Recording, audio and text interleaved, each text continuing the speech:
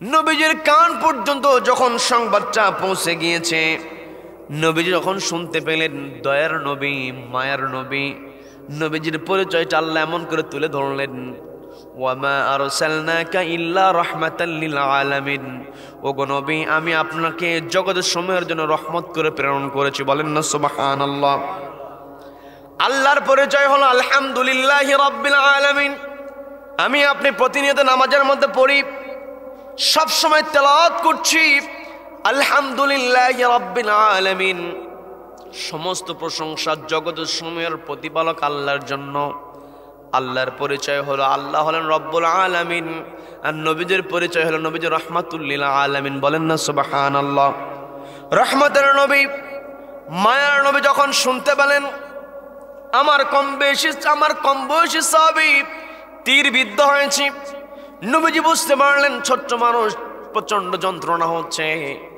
নবীজির মনের মধ্যে আকাঙ্ক্ষা জেগে গেল। নবীজি রাফি ইবনে খাদিজের চেহারাটা দেখতে চাইলেন। সাহাবীদেরকে লক্ষ্য করে বললেন, এখানে বিড়ি খায় কে? বিড়ি খাও, দূরে চলে যান, দূরে গিয়ে বিড়ি খান।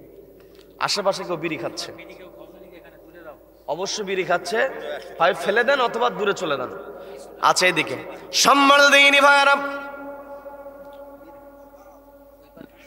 থাক সম্মানিত দিইনি ভাইরা, যে কথা বলতে নিয়েছিলাম, রাফি ইবনে খাদিজ রাদিয়াল্লাহু তাআলা যখন তীরবিদ্ধ হলেন, নবীজি সাহাবীদের সামনে মনের কথা ব্যক্ত করলেন, কে আছো তোমরা?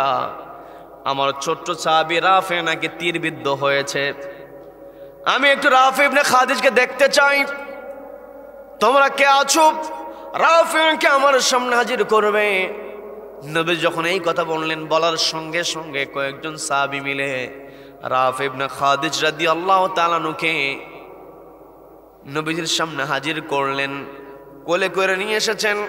নবীজির সামনে শয়া দিবেন এমত অবস্থায় নবীজি বলতেছেন ওকে শয়া দিও না, ওর মাথাটা আমার উরুর উপরে রাখো। বলেন না সুবহানাল্লাহ। নবীজি দয়ার নবী রাফি ইবনে খাদিজ রাদিয়াল্লাহু তাআলা আনহু নবীজির কোলের মধ্যে যখন মাথাটা রেখে দিলেন, রাফি ইবনে খাদিজ রাদিয়াল্লাহু তাআলা আনহু চোখ বেয়ে আর পানি অঝরে পড়ছে। দেখবেন অনেক সময় আমরা খুশি হয়ে গেলে চোখ দিয়ে কিন্তু পানি পড়তে থাকে, কি কথা বলেন? রাফি ইবনে খাদিজ এমনিতে ব্যথায় তার চোখে পানি, কিন্তু যখনই তিনি রহমতের নবী রাহমাতুল লিল আলামিন জনাবে মুহাম্মদুর রাসূলুল্লাহ বলেন সাল্লাল্লাহু আলাইহি ওয়াসাল্লাম, নবীজির কোলের মধ্যে যখন তিনি মাথাটা রাখলেন, আনন্দ তার বেড়ে গেল, আনন্দ তার চোখ বেয়ে পানি আরো বেশি পড়ছে। আউযু বিল্লাহি মিনাশ শাইতানির রাজীম।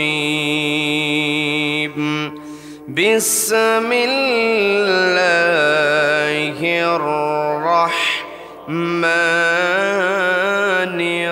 রাহিম।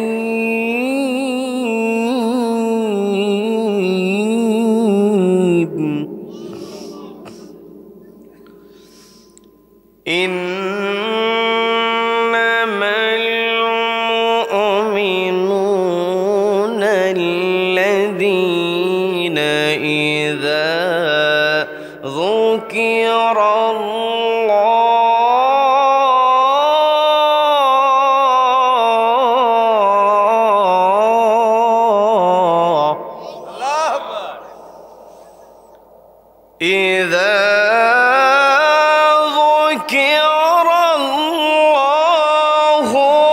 وجلت قلوبهم وإذا تليت عليهم آياته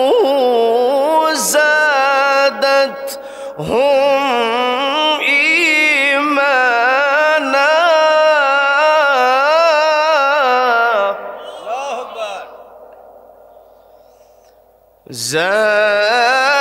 زادتهم إيمانا وعلى ربهم يتوكلون.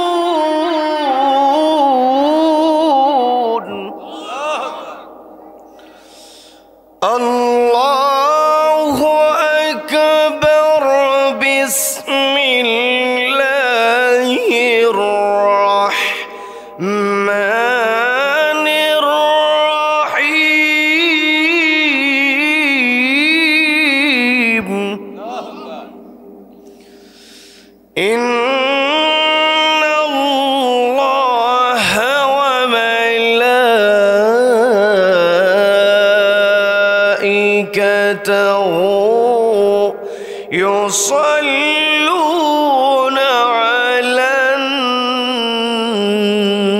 النبي يا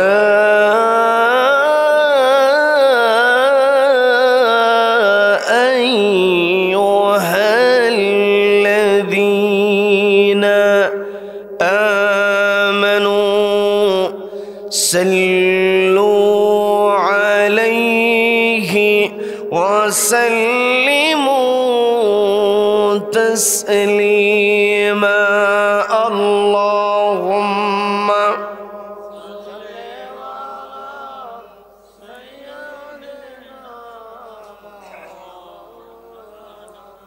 وعلى آله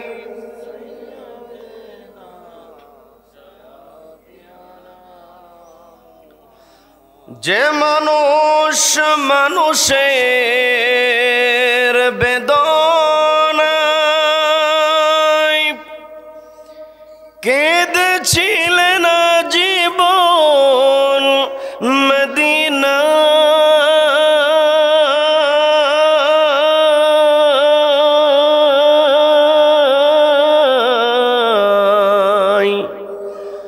সেই মাটি সেই মানুষ যদি এত সুন্দর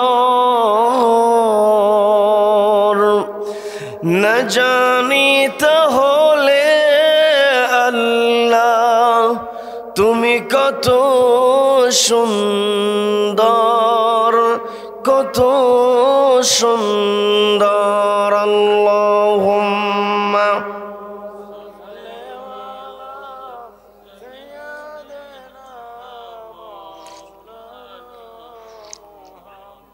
وعلى آله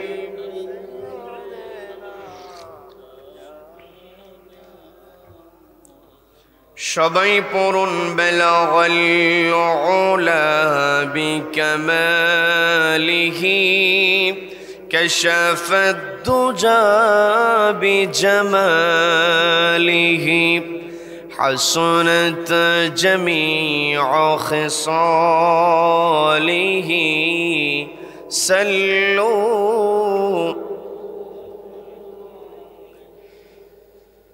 বাংলাদেশের অন্যতম প্রসিদ্ধ জেলা জয়পুরহাট জেলার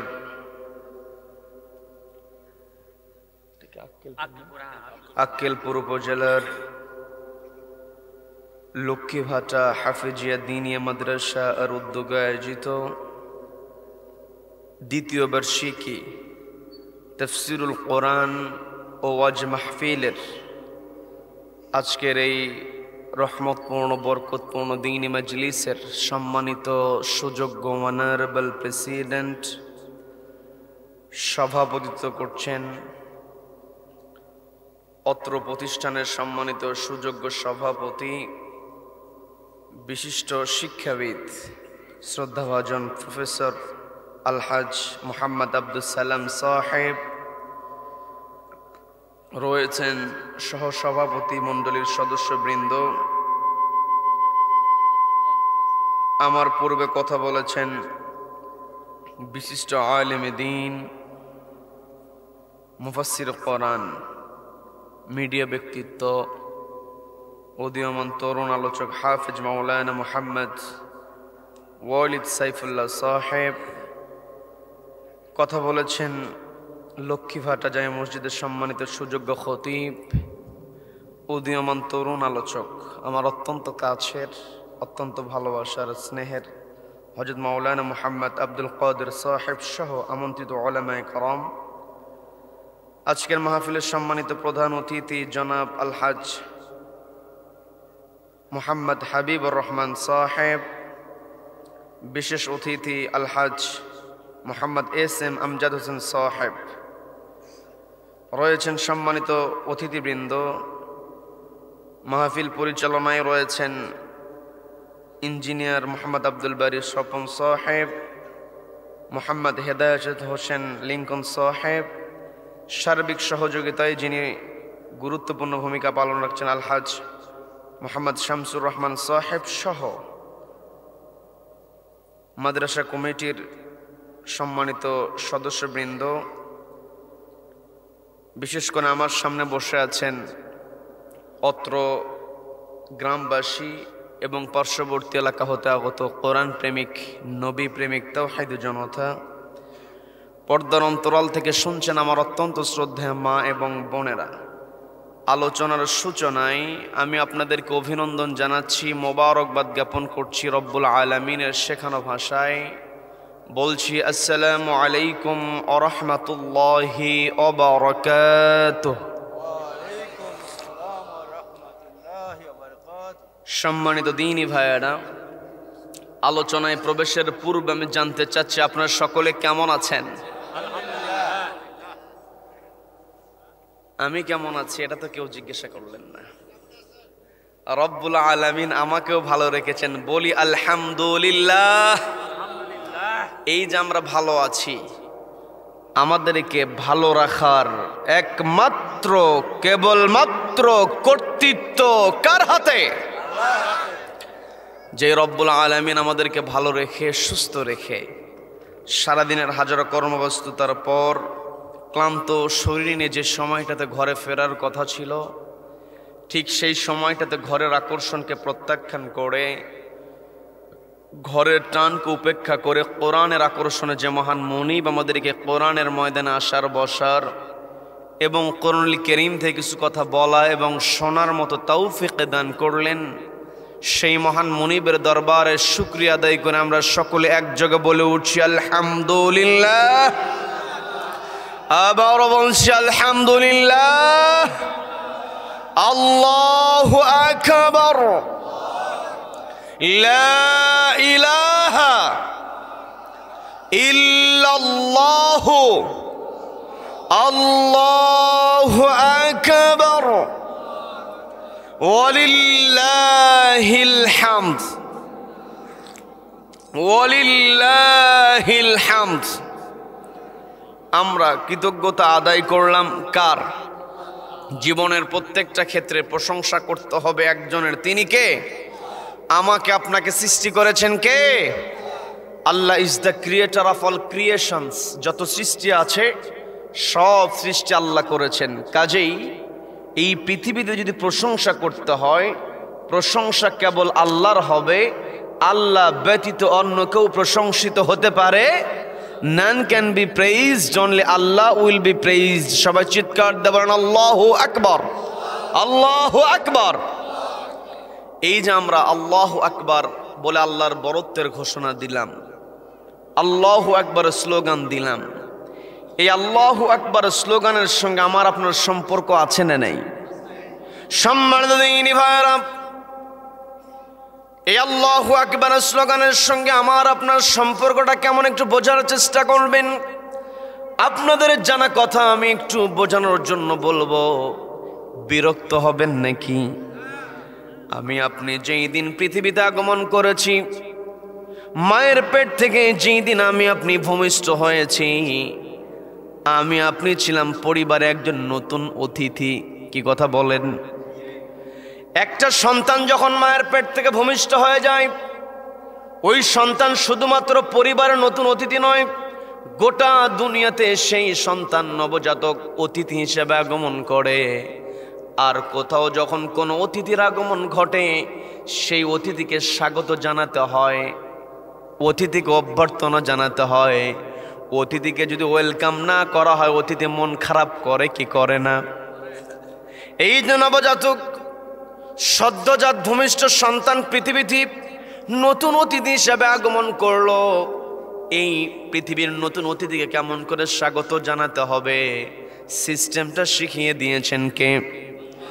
নবজাতককে স্বাগত জানানোর সিস্টেমটা হলো, ডান কানে আযান দিতে হয়, বাম কানে ইকামত। কি কথা বলেন?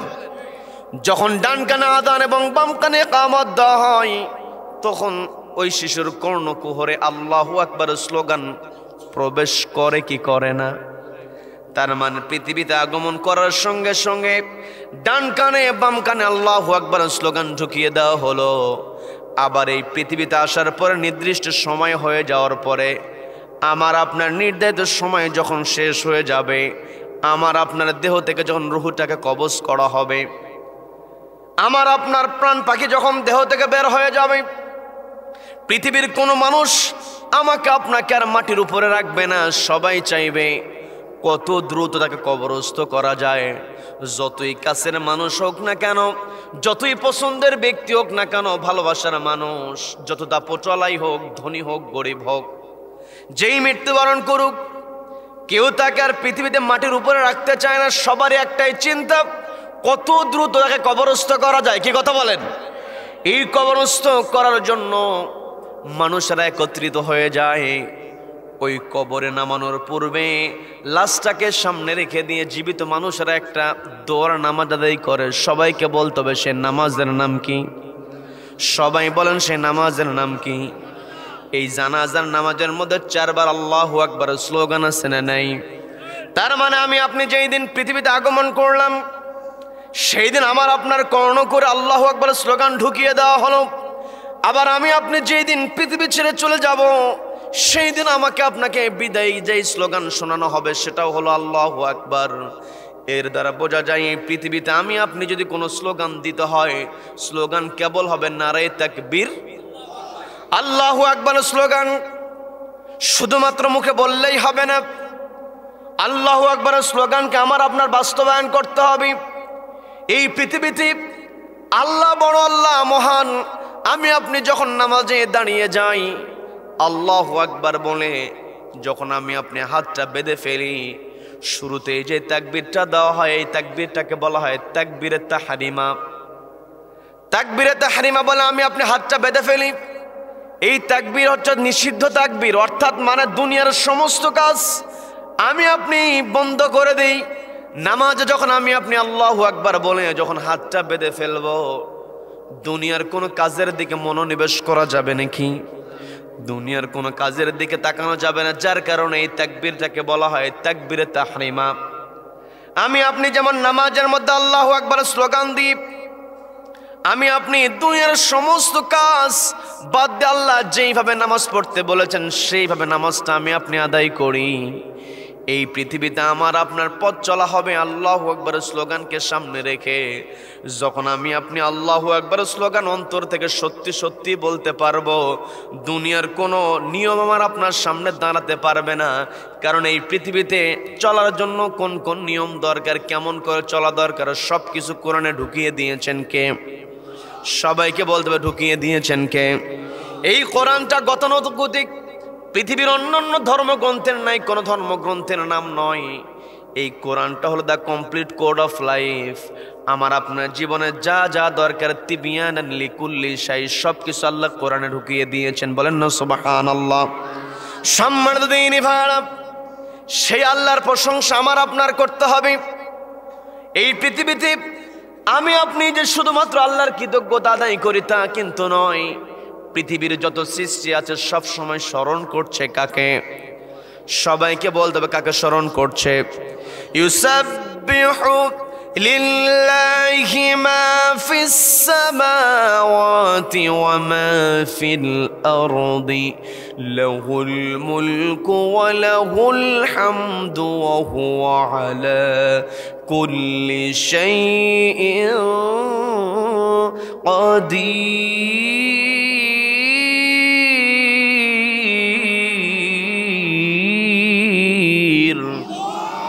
আল্লাহ বলছেন ইউসাব্বিহু লিল্লাহি মা ফিস সামাওয়াতি ওয়া মা ফিল আরদ, আসমান এবং জমিনে যা কিছু আছে ইউসাব্বিহু লিল্লাহ, তাসবিহ জ্ঞাপন করছে কার নামে? লাহুল মুলক, আল্লাহর রাজত্ব, ওয়া লাহুল হামদ, রাজত্ব যার হবে প্রশংসা তারই হবে। ওয়া হুয়া আলা কুল্লি শাইইন কাদির, যত শক্তি আছে, যত ক্ষমতা আছে, সকল শক্তি এবং ক্ষমতার উপর একজন আলা সমাসীন হয়ে আছেন, তিনি কে? তার মানে এই পৃথিবীতে যত বড় শক্তি হোক না কেন, যত বড় শক্তিশালী হোক আর যত বড়ই ক্ষমতাধর হোক না কেন, সকল শক্তি এবং ক্ষমতার একজন উৎস, তিনি কে? সবাইকে বলতে হবে তিনি কে? সেই রব্বুল আলামিন আমাকে আপনাকে এই পৃথিবীতে পাঠিয়েছেন। এই পৃথিবীতে যত সৃষ্টি আছে প্রত্যেকটা সৃষ্টির মধ্যে রব্বুল আলামিন আমাকে আপনাকে শ্রেষ্ঠ সৃষ্টি বানিয়েছেন। আমরা হলাম আশরাফুল মাখলুকাত। বলেন না সুবহানাল্লাহ। এই যে আমি আপনি আশরাফুল মাখলুকাত হয়েছি, সৃষ্টির সেরা মানুষ হওয়ার জন্য আল্লাহর কাছে আমরা কোনো দরখাস্ত করেছিলাম নাকি? আল্লাহর কাছে কোনো দরখাস্ত আমার আপনার করতে হয় নাই। রব্বুল আলামিন আমার আপনার প্রতি দয়া করেছেন, মায়া করেছেন, যার ফলে আমি আপনি শ্রেষ্ঠ সৃষ্টি হয়েছি। আর এই শ্রেষ্ঠত্ব যদি আমি আপনি ধরে রাখতে চাই, তাহলে একটা কিতাবকে সামনে নিয়ে চলতে হবে। সেই কিতাবের নাম কি? এই কিতাবের মধ্যে রয়েছে কার কথা?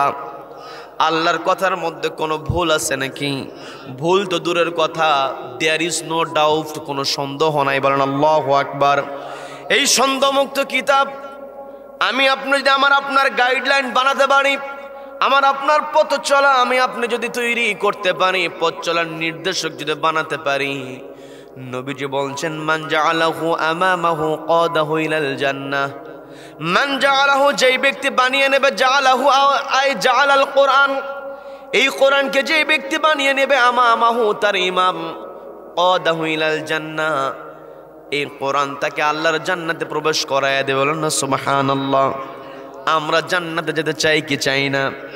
সবাইকে বলতে হবে যেতে চাই কি চাই না? জান্নাতে যদি আমি আপনি যেতে চাই, তাহলে আমাকে আপনাকে এই কোরআনকে মেনে চলতে হবে। কোরআন আমাকে আপনাকে যেমন করে চলতে বলেছে সেইভাবেই চলতে হবে।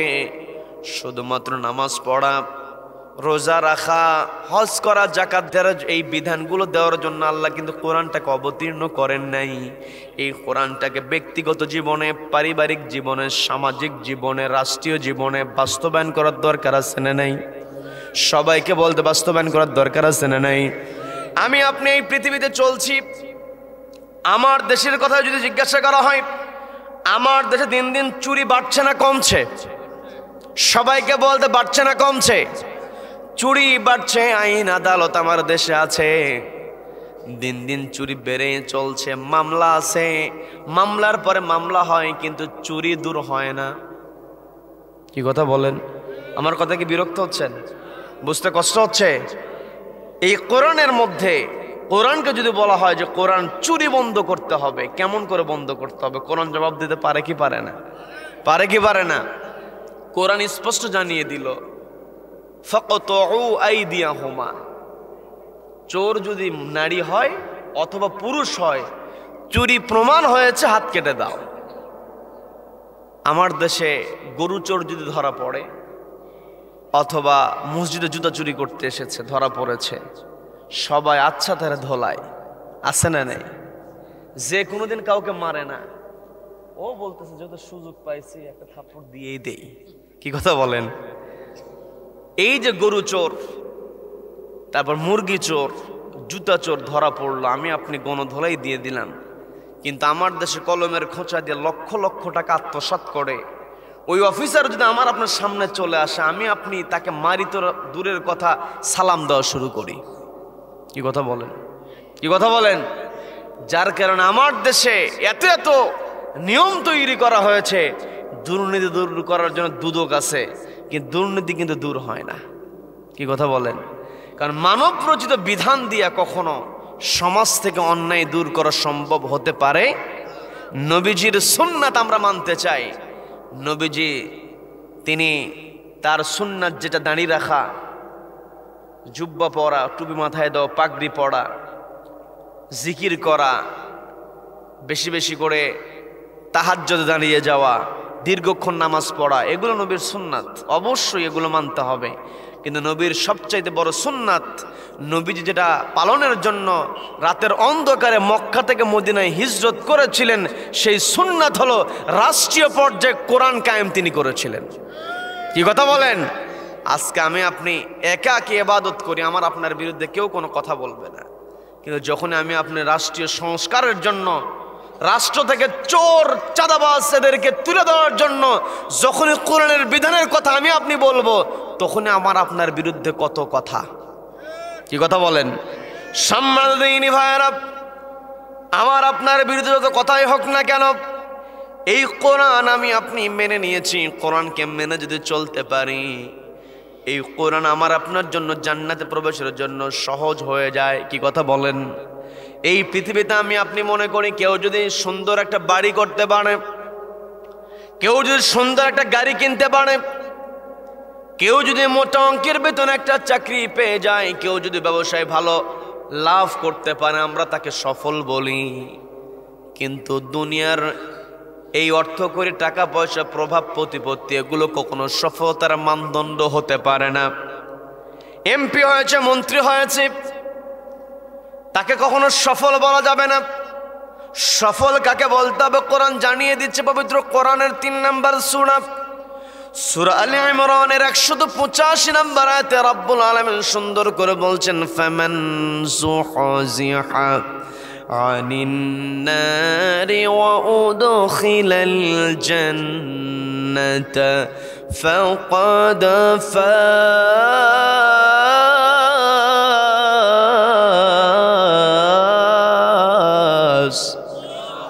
আল্লাহ বলছেন ফামান যুহজিহা আনিন নার, যেই ব্যক্তি নিজেকে জাহান্নামের আগুন থেকে দূরে সরিয়ে রাখতে পারবে, ওয়া উদখিলাল জান্নাহ, এবং জান্নাতে প্রবেশের যোগ্যতা অর্জন করতে পারবে, ফাকাদ ফাজ, ওই ব্যক্তি হচ্ছে সফল।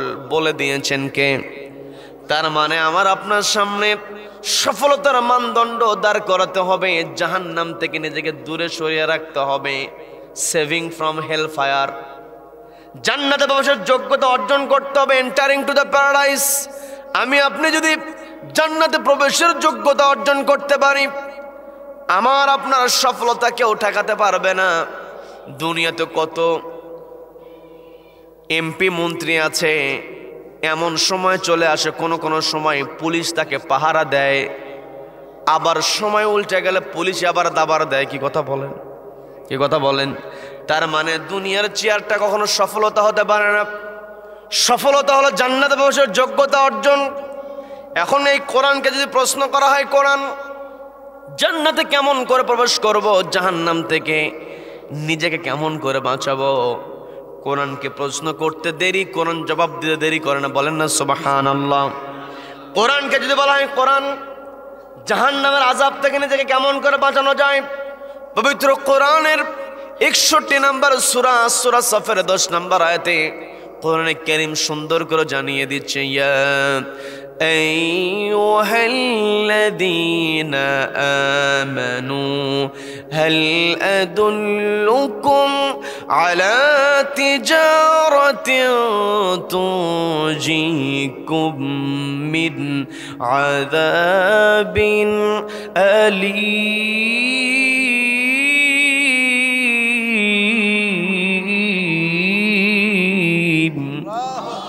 আল্লাহ বলছেন, ইয়া আইয়ুহাল্লাযীনা আমানু, ওহে যারা ঈমান আনয়ন করেছো, হাল আদুল্লুকুম, আমি কি তোমাদেরকে জানিয়ে দেব, আলা তিজারা, এমন একটি ব্যবসার কথা, তুনজিকুম, যেই ব্যবসা তোমাদেরকে বাঁচিয়ে দেবে, মিন আযাবিন আলীম, যন্ত্রণাদায়ক শাস্তি থেকে। প্রশ্নটা করছেন কে?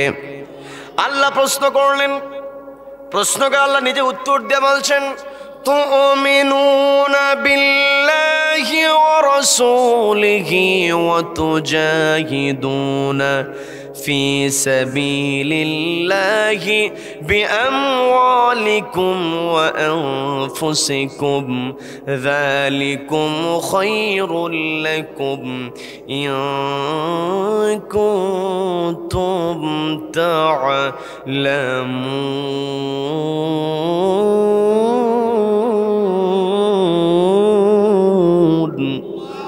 আল্লাহ বলছেন, আমার বান্দারা তোমরা শুনে রেখে দাও, তোমরা যদি নিজেদেরকে জাহান্নামের আগুন থেকে বাঁচাতে চাও, 1 নম্বর হলো তুমিনুনা বিল্লাহ, ঈমানটা আনতে হবে কার উপরে? সবাইকে বলতে হবে ঈমান আনতে হবে কার উপরে? ওয়া রাসূলিহি, রাসূলের প্রতি ঈমান আনতে হবে। আমি আপনি আল্লাহ এবং রাসূলের প্রতি ঈমান এনেছি। ঈমান আনার পরে আমার আপনার ভিতরে যে বৈশিষ্ট্যগুলো থাকা দরকার, সেই বৈশিষ্ট্য আমার আপনার ভিতরে আছে কিনা মিলিয়ে নেওয়া দরকার আছে না নেই? সবাইকে বলতে মিলিয়ে নেওয়া দরকার আছে না নেই? ইমানদারের বৈশিষ্ট্য কেমন হবে? প্রকৃত মুমিন বান্দার বৈশিষ্ট্য কেমন হবে? কোরআনকে প্রশ্ন করলে কোরআন জবাব দিতে পারে।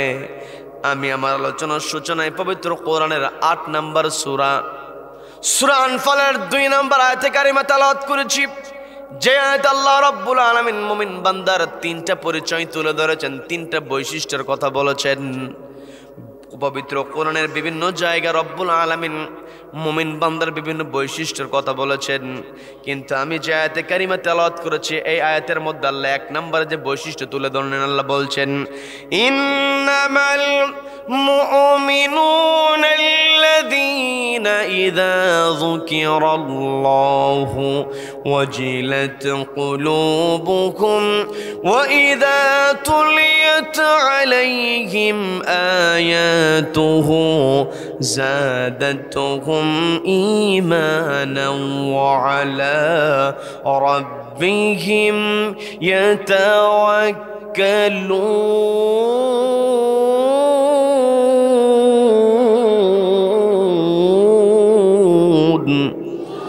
আল্লাহ বলছেন ইন্নামাল মুমিনুন, তারাই হলো মুমিন, আল্লাযীনা ইযা যুকিরাল্লাহ, যখন কোন মুমিন বান্দার সামনে আল্লাহর নামটা উচ্চারণ করা হয়, ইযা যুকিরাল্লাহ, আল্লাহর নামের জিকির যখন করা হয়, আল্লাহর নামটাকে যখন স্মরণ করা হয়, ওয়াজিলাত কুলুবুহুম, অন্তরটা কেঁপে ওঠে। কার ভয়ে?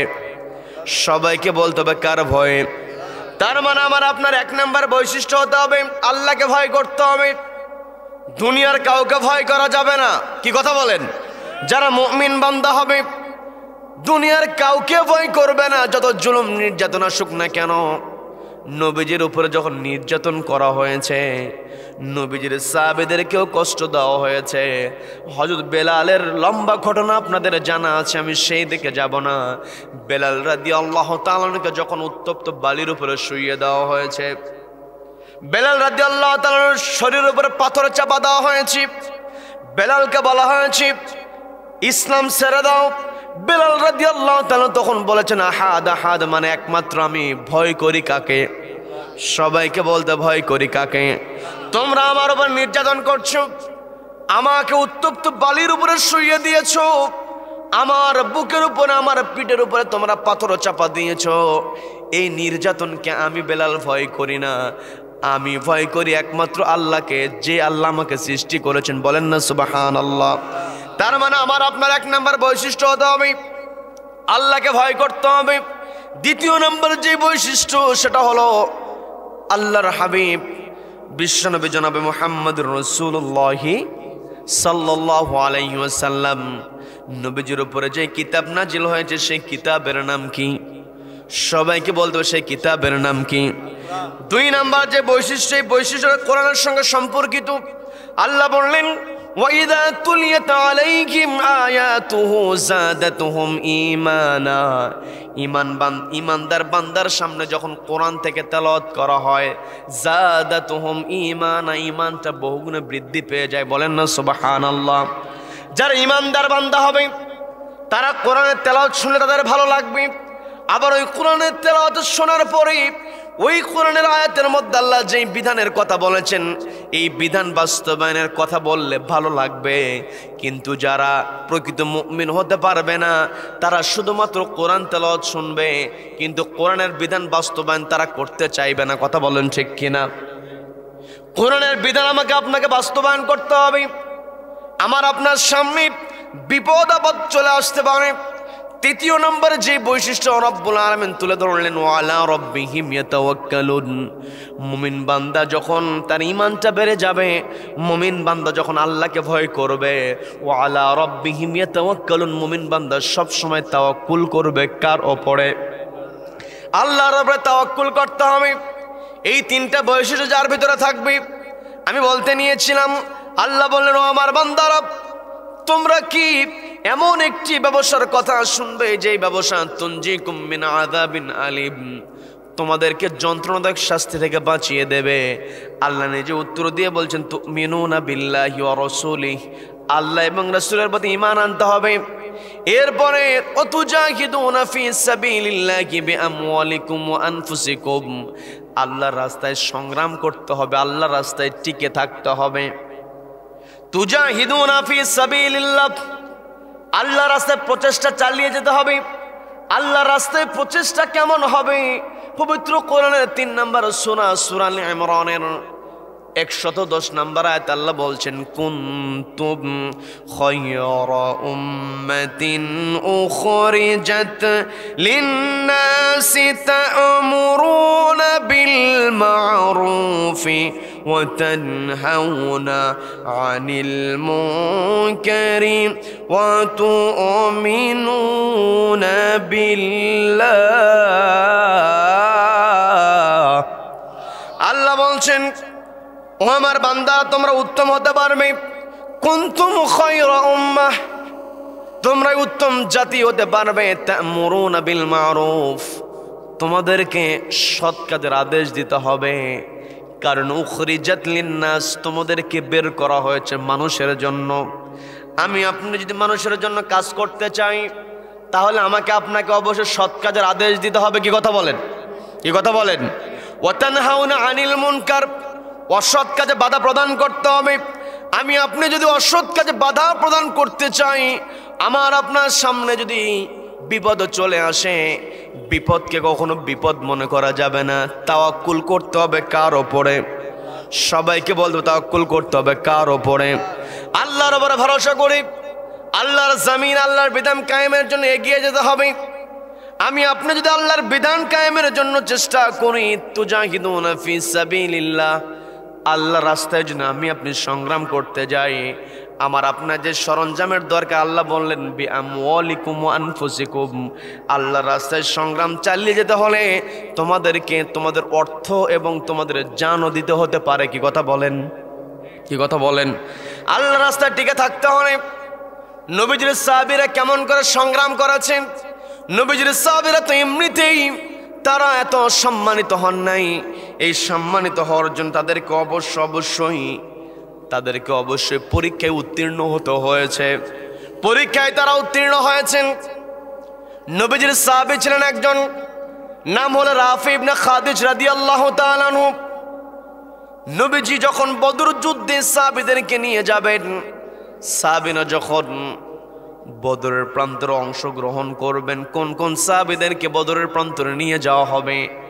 নবীজি তো সবাইকে ঢালাওভাবে যুদ্ধের ময়দানে নিয়ে যাবেন না, কারণ যুদ্ধের ময়দানে সবাইকে তো নিয়ে যাওয়া যাবে না। শক্তির দরকার আছে না নাই? আছে না নাই? এই যে আমার দেশে পুলিশে নিয়োগ দেওয়া হয়, আর্মিতে নিয়োগ দেওয়া হয়, বিজিবিতে নিয়োগ দেওয়া হয়, ঢালাওভাবে কিন্তু সবাইকে নিয়োগ দেওয়া হয় না। কি কথা বলেন? কি কথা বলেন?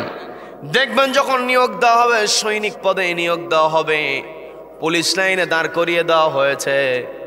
পুলিশ লাইনে যখন দাঁড় করিয়ে দেওয়া হয়েছে, তখন দেখা হয় ফিটনেস কার ভালো, উচ্চতা কার আছে, স্বাস্থ্য কেমন কার ভালো। কি কথা বলেন? দেখা হয় কি হয় না?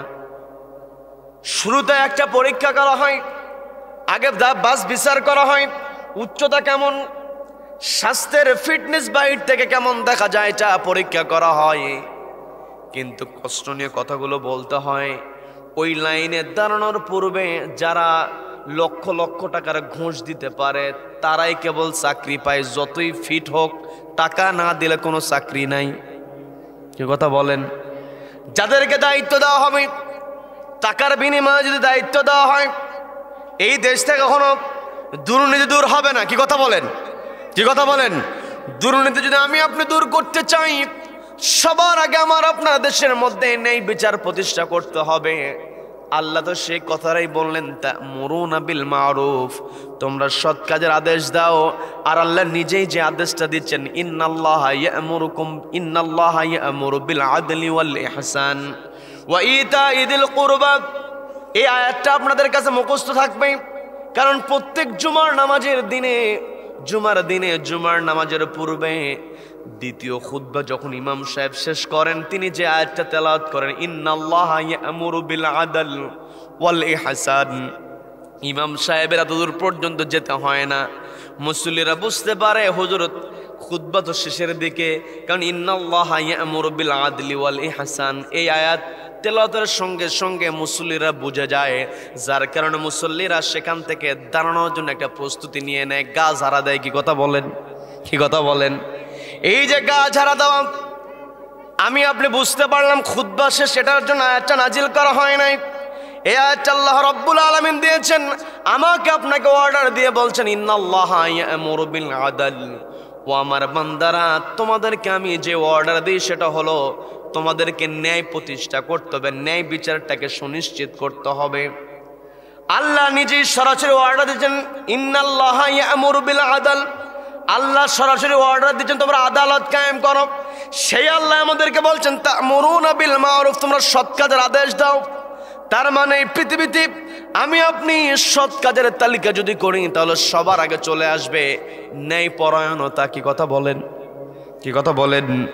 ন্যায়পরায়ণতা আমাকে আপনাকে প্রতিষ্ঠা করতে হবে। যদি আমি আপনি সমাজের মধ্যে ন্যায়পরায়ণতা প্রতিষ্ঠা করতে চাই তাহলে অবশ্যই অন্তরে থাকতে হবে একজনের ভয়। কার ভয়? আল্লাহর ভয় অন্তরে থাকতে হবে। যেই ব্যক্তির ভিতরে আল্লাহর ভয় আছে ওই ব্যক্তি কখনো অন্যায় করতে পারে না। কি কথা বলেন? আল্লাহর ভয় যার ভিতরে আছে সেই ব্যক্তি কখনো অন্যায় করতে পারে না, বরং অন্যায়ের প্রতিবাদ করতে গিয়ে নিজের জীবনটা পর্যন্ত বিলিয়ে দেবে, তবু অন্যায়ের সঙ্গে আপোষ করবে না। কি কথা বলেন? আমি বলতে নিয়েছিলাম নবীজির সাহাবী রাফি ইবনে খাদিজ রাদিয়াল্লাহু তাআলা আনহু, যার বয়স ছিল 14 বছর। নবীজি বদর যুদ্ধের ডাক চলে এসেছে। নবীজি কাকে কাকে বদরের যুদ্ধে নিয়ে যাবেন, সবাইকে তো নবীজি নিয়ে যাবেন না, বাছাই পর্ব পরিচালনা করছেন। নবীজি বাছাই পর্ব যখন পরিচালনা করছেন, ওই যে সাহাবী 14 বছর বয়সী সাহাবী রাফি ইবনে খাদিজ রাদিয়াল্লাহু তাআলা আনহু, তিনি যখন শুনতে পেলেন নবীজি সাহাবীদের কিনে বদরের প্রান্তরে যাবেন, ছোট্ট সাহাবী নবীজির সামনে গিয়ে হাজির হয়েছেন। নবীজি প্রশ্ন করলেন, ও রাফি, কি ব্যাপার, তুমি যেখানে হাজির হয়েছে যুদ্ধে যাবে নাকি? রাফি ইবনে খাদিজ বলছেন, ইয়া রাসূলুল্লাহ, ইয়া হাবিবাল্লাহ, আপনি যদি আমাকে অনুমতি দেন আমি যুদ্ধের ময়দানে যেতে প্রস্তুত। বলেন না সুবহানাল্লাহ। বয়স কিন্তু 14 বছর। নবীজি মুস্কি হাসি দিলেন, মুস্কি হাসি দিয়ে বলছেন, ও রাফি, তোমার বয়স কম, এই মুহূর্তে তোমার যুদ্ধে যাওয়ার কোনো দরকার নাই। আমাদের তো তেমন কোনো ক্রাইসিস হয় নাই। অল্প বয়সী সাহাবী তুমি, তোমাকে আমি অনুমতি দেব না, তোমার বয়স কম, আরো বড় হও, আরো ভারত তোমার মধ্যে আসুক, এরপর তোমাকে অনুমতি দেওয়া হবে। নবীজির সাহাবী রাফি ইবনে খাদিজ রাদিয়াল্লাহু তাআলা ছোট্ট মানুষ, 14 বছর বয়স, আর কত বড়ই হয়। কি কথা বলেন? নবী যখন নিষেধ করলেন মনটা খারাপ হয়ে গেল। নবীজির নিষেধ শুনে যখন মনটা খারাপ হয়ে গেল, নবীজি বলে দিলেন, তুমি যুদ্ধের ময়দানে যাবে না, কিন্তু যুদ্ধের ময়দানে যাওয়ার জন্য তুমি যে নিয়তটা করেছো, এই নিয়তের কারণে যুদ্ধের ময়দানে গেলে যে সওয়াব হতো সেই সব তোমার আমল নামে। বলেন না সুবহানাল্লাহ। তার মানে আমি আপনি যদি ভালো কাজের নিয়ত করি তাহলে নিয়ত করলেও সওয়াব আছে, বাস্তবায়ন করলে তারপর আরো সওয়াব। কি কথা বলেন? এই জন্য আমার আপনার চিন্তা থাকতে হবে, যখনই কোনো ভালো কাজের সুযোগ আসবে নিয়ত করে ফেলবো। কি কথা বলেন? কি কথা বলেন? অনেক সময় আমি আপনি দুটা নাই পড়া যাই, করব কি করব না, এই জায়গায় দুটা নাই পড়া যাবে না। এমন একটি জীবন বিধান আমরা পেয়েছি, যদি কেউ ভালো কাজের নিয়ত করে তার আমল নামায় সব যুক্ত হয়, ভালো কাজটা করার পরে সবটা পুরোপুরি তাকে দিয়ে দেওয়া হয়। আবার দেখবেন কোনো মানুষ যদি খারাপ কাজের নিয়ত করে ফেলে, খারাপ কাজের নিয়ত করে ফেলেছি কিন্তু সে খারাপ কাজটা করে নাই, এই যে খারাপ কাজের নিয়ত করার পরেও খারাপ কাজটা করলো না, আল্লাহ আমল নামায় খারাপ না কাজটা না করার জন্য সব লিখে দেন। বলেন না সুবহানাল্লাহ। তার মানে আমাকে আপনাকে অবশ্যই বুঝতে হবে, আল্লাহর ভয় অন্তরে নিয়ে আসতে হবে। কারণ যে মানুষ খারাপ কাজের নিয়ত করেছিল তখন তার ভিতর থেকে আল্লাহর ভয় দূর হয়ে যায়। কি কথা বলেন? আল্লাহর ভয়টা অন্তরের মধ্যে থাকে না, খারাপ কাজের নিয়ত করে ফেলে। কিন্তু যখনই আল্লাহর ভয় অন্তরে চলে আসে সে আর খারাপ কাজ করতে পারে না। এই যে আবার অন্তরে আল্লাহর ভয় চলে আসলো, যার কারণে রব্বুল আলামিন আমল নামে সব যুক্ত করে দেন। বলেন না সুবহানাল্লাহ। আমি বলতে নিয়েছিলাম নবীজির সাহাবী রাফি ইবনে খাদিজ রাদিয়াল্লাহু তাআলা আনহু, তিনি যখন নবীজির কাছ থেকে অনুমতি পেলেন না, নবীজি তাকে সান্ত্বনা দিয়ে বললেন, তুমি যুদ্ধে অংশগ্রহণ করলে যে সব তোমার হতো, তোমার আমল নামায় সে সব রব্বুল আলামিন লিখে দেবেন। নবীজির সাহাবী রাফি ইবনে খাদিজ রাদিয়াল্লাহু তাআলা আনহু তিনি খুশি হলেন, বাড়ি চলে গেলেন। নবীজি সাহাবীদেরকে নিয়ে বদরের প্রান্তরে চলে গিয়েছেন। এই জায়গায় আমার আপনার জন্য শিক্ষা আছে। বদর যুদ্ধের বিস্তারিত ঘটনা আমি বলবো না, কিন্তু একজন মুমিন বান্দা আল্লাহর উপরে তাওয়াক্কুল করলে, আল্লাহকে ভয় করলে, তার ভিতরে ঈমান থাকলে যে দুনিয়ার কোনো শক্তি তাকে থামাতে পারে না, এর প্রমাণটা হলো বদরের প্রান্তরে যে সমস্ত সাহাবায়ে কেরাম যুদ্ধের ময়দানে অংশগ্রহণ করেছিলেন, তাদের কিন্তু ভালো কোনো ট্রেনিং ছিল না। ভালো কোনো ট্রেনিং ছিল নাকি? ভালো কোনো ট্রেনিং ছিল না। তাদের অস্ত্র শস্ত্র ছিল না, এমনকি যুদ্ধে যাওয়ার জন্য তৎকালীন সময় যে বাহনগুলো দরকার, উট, ঘোড়া, গাধা, এগুলোও ছিল কম। অস্ত্র ছিল না, বাহন ছিল না, ট্রেনিং ছিল না। কিন্তু ওই সময়ের ক্ষমতাধর কুরাইশদের বিরুদ্ধে যুদ্ধের মধ্যে বিজয় দান করেছিলেন কে? সবাইকে বলতে বিজয় দান করেছিলেন কে? বিজয় আল্লাহ দিয়েছেন। কারণ যারা আল্লাহকে ভয় করে তাদেরকে আল্লাহ সম্মানিত করেন। বলেন না সুবহানাল্লাহ। আল্লাহ বলছেন, ইন্না আকরামাকুম ইনদাল্লাহি আতকাকুম, তোমাদের মধ্যে তারাই আমার কাছে সম্মানিত হতে পারবে যাদের তাকওয়া যত বেশি হবে। এই পৃথিবীতে নবী রাসূলের পরে সবচাইতে বেশি তাকওয়াবান যারা ছিলেন তারা হলেন নবীজির সাহাবী। কথা বলেন ঠিক কিনা? নবীজির সাহাবীদের তাকওয়া থাকার কারণে, তাকওয়া মানেই হলো আল্লাহর ভয়। কি কথা বলেন? কি কথা বলেন? আল্লাহর ভয় নবীজির সাহাবীদের অন্তরে ছিল, যার কারণে অস্ত্র শস্ত্র ছিল না, ট্রেনিং ছিল না, বাহন ছিল না, তারপরও রব্বুল আলামিন তাদেরকে বিজয় দান করলেন। নবীজি বিজয় পাওয়ার পরে ওই বদর প্রান্তর থেকে যখন মদিনায় প্রবেশ করলেন, মুসলমানদের মধ্যে আনন্দের বন্যা।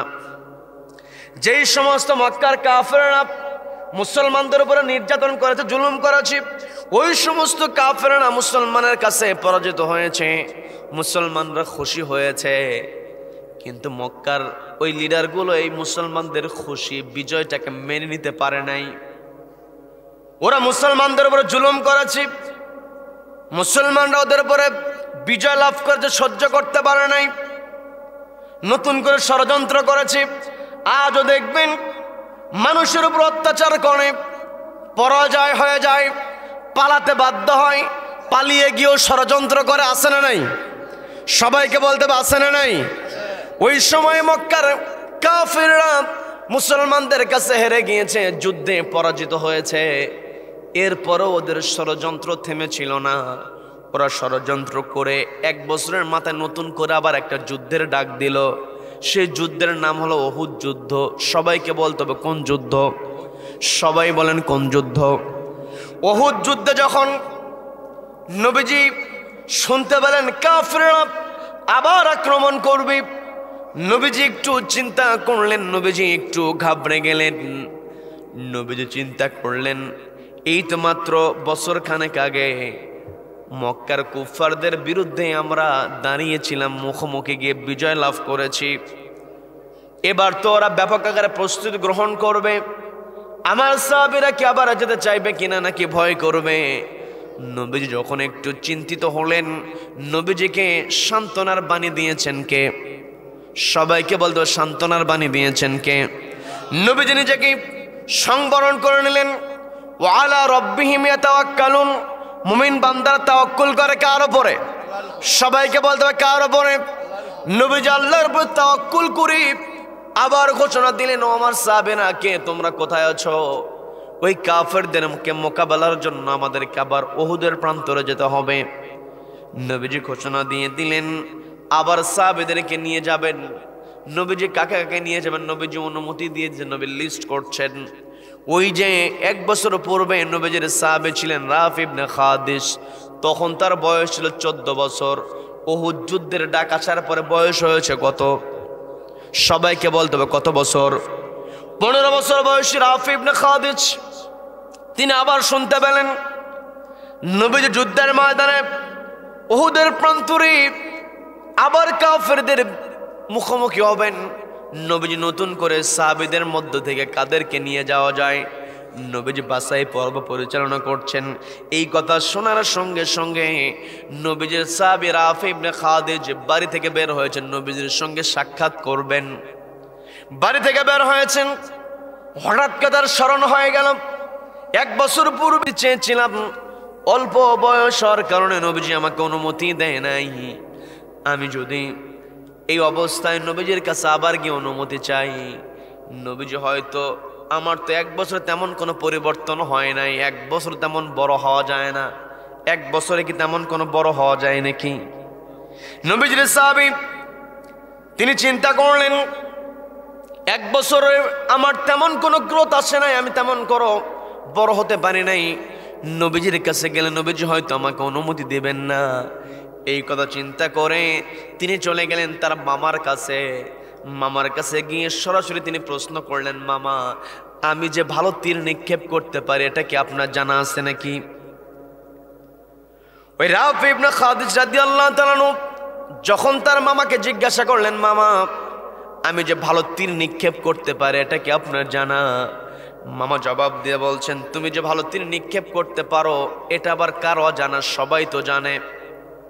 এলাকায় তোমার নামে একটা সুপরিচিত আছে, তোমার একটা সুখ্যাতি আছে, তুমি ছোট্ট হলেও বড় মানুষের তোমার সঙ্গে তীর ধনুকের খেলায় জিততে পারে না, তুমি একজন ভালো তীরন্দাজ, এই তীরন্দাজ হিসেবে তোমার একটা সুখ্যাতি আছে, এটা তো সবাই জানে, কিন্তু হঠাৎ করে আজকে আমাকে এই প্রশ্ন করার কারণটা কি? জবাব দেওয়া হলো, আমি বদরের সময় নবীজির কাছে অনুমতি চেয়েছি, পাই নাই, আবার উহুদের ময়দানে যাওয়ার একটা দামামা বেজেছে, নবীজি আমাকে অনুমতি দিবেন কি দিবেন না আমি জানি না, হয়তো বয়সের কারণে নবীজি আমাকে অনুমতি নাও দিতে পারেন, কিন্তু আপনি তো আমার মামা, আপনি যদি নবীজিকে গিয়ে বলেন আমার ভাগিনার বয়স কম কিন্তু আমার ভাগিনা ভালো তীর নিক্ষেপ করতে পারে, নবীজি হয়তো আমাকে বয়সের ক্রাইটেরিয়াতে নবীজি আমাকে অনুমতি নাও দিলেও নবীজি আমাকে তীরন্দাজ হিসেবে অনুমতি দিতে পারেন। বলেন না সুবহানাল্লাহ। বয়স কিন্তু 15 বছর। পর্দার মা বোনেরা কানটা একটু খাড়া করে শুনবেন, বোঝার চেষ্টা করবেন। মা বর্তমান মাহফিলগুলোতে মা বোনদের উপস্থিতি লক্ষ্য করা যায়, মা বোনেরা বেশি বেশি কোরআন শোনার জন্য আসে, এটা ভালো, বলি আলহামদুলিল্লাহ, বলি আলহামদুলিল্লাহ। মা যদি পরিবারের সচেতন হয়ে যায়, পরিবারটা সচেতন হয়ে যায়, সব সদস্য সোজা হয়ে যায়, কি কথা বলেন? মা যদি সত্যবাদী হয়, সন্তান মাকে দেখে দেখে সত্য কথা বলে, কি কথা বলেন? মা যদি নামাজি হয়, মা যদি নামাজি হয়, সন্তান মায়ের নামাজ দেখে নামাজ শেখে, কি কথা বলেন? কি কথা বলেন? অনেক সময় এমন দৃশ্য আমাদের চোখের সামনে পড়ে যায়, মা প্রতিদিন আজান শোনার পরে ওযু বানিয়ে যায় নামাজ বিছিয়ে নামাজ আদায় করে। ছোট্ট বাচ্চা 2 বছর 3 বছরের বাচ্চা মাকে প্রত্যেক দিন দেখে যে মা যায় নামাজ বিছিয়ে নামাজ আদায় করে, কিন্তু নামাজের মধ্যে কোনটা রুকু, কোনটা সিজদা, কোনটা বৈঠক, কোনটা কিয়াম ছোট্ট মানুষ বোঝে না। কিন্তু মা যখন নামাজ পড়ে 2টা কপাল জমিনে ঠেকিয়ে দেয়, সেজদা দেয় কাকে? সবাইকে বলতে হবে সেজদা দেয় কাকে? আল্লাহকে সেজদা দেওয়ার দৃশ্য ওই 2 বছর 2.5 বছরের শিশুর মনের মধ্যে একটা দাগ কেটে যায়। আমরা এমনও দৃশ্য লক্ষ্য করেছি, মা ওযু বানিয়েছেন, নামাজ আদায় করবেন, জায়নামাজ বিছিয়ে দিয়েছেন, মা জায়নামাজে দাঁড়াবেন, ওই ছোট্ট 2.5 বছরের 3 বছরের বাচ্চা মাকে সুযোগ না দিয়া ওই জায়নামাজের উপরে তড়িঘড়ি করে সেজদা দেওয়া শুরু করে। দৃশ্য আছে না নাই? আছে না নাই?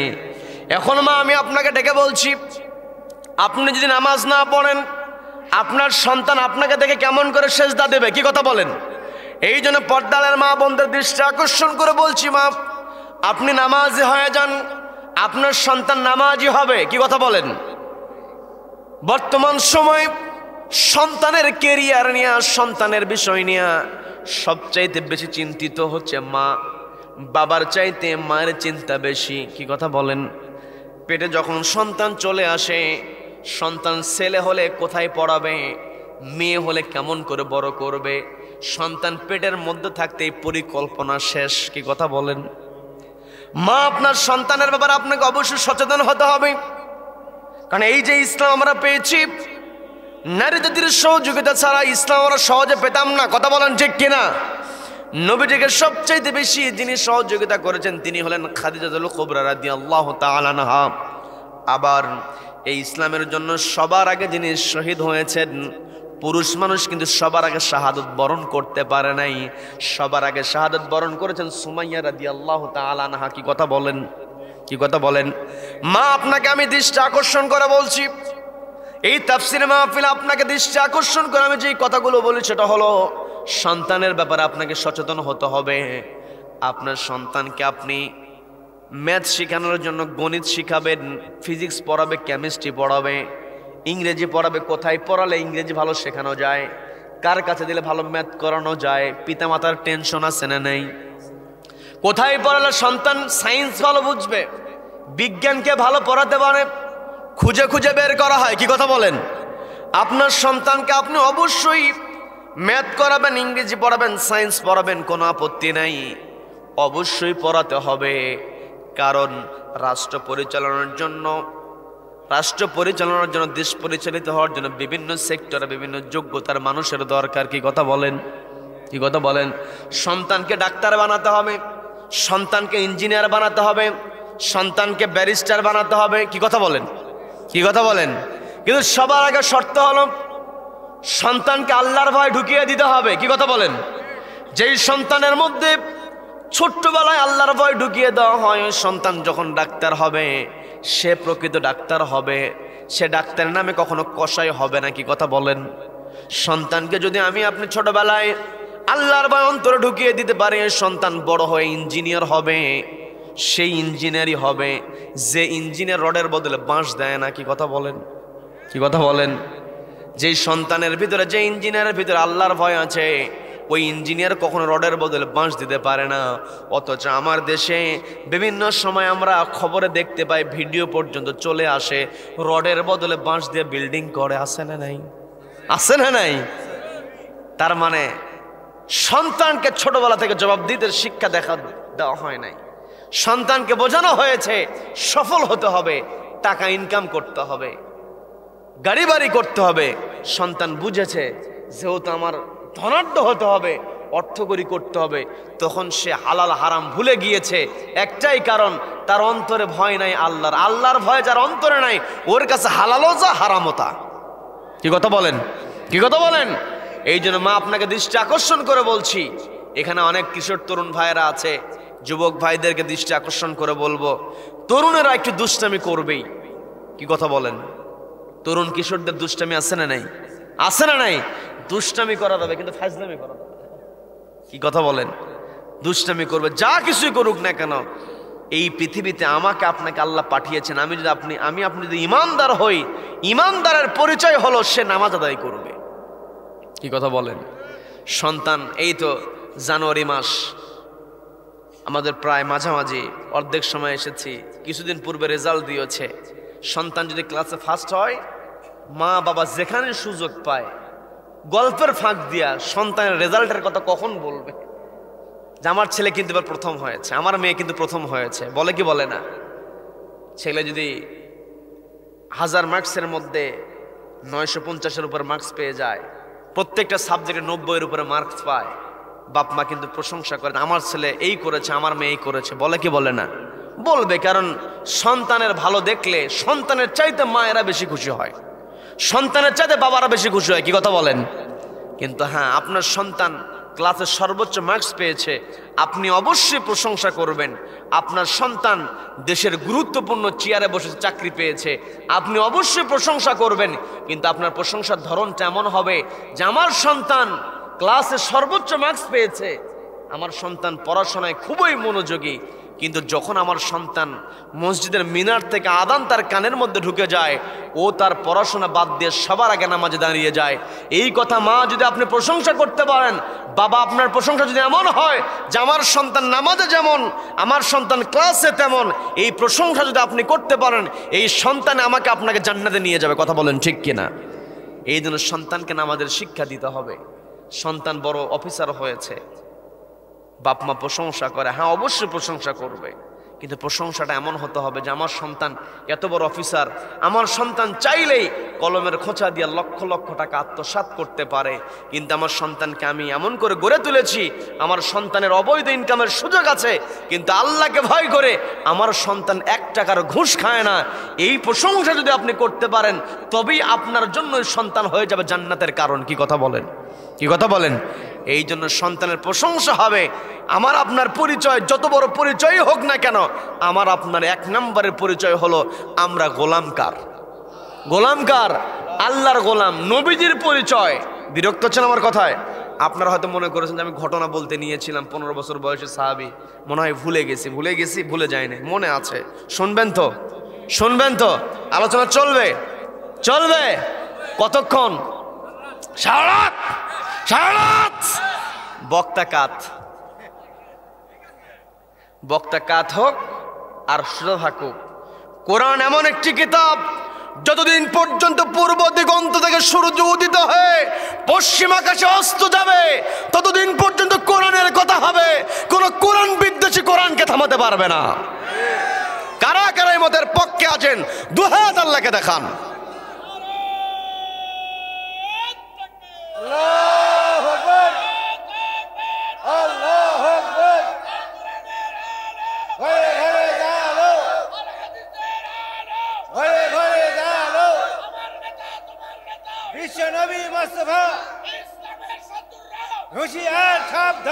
আল্লাহ আমাদের সকলকে কবুল করুন, বলেন আমিন, বলেন আমিন।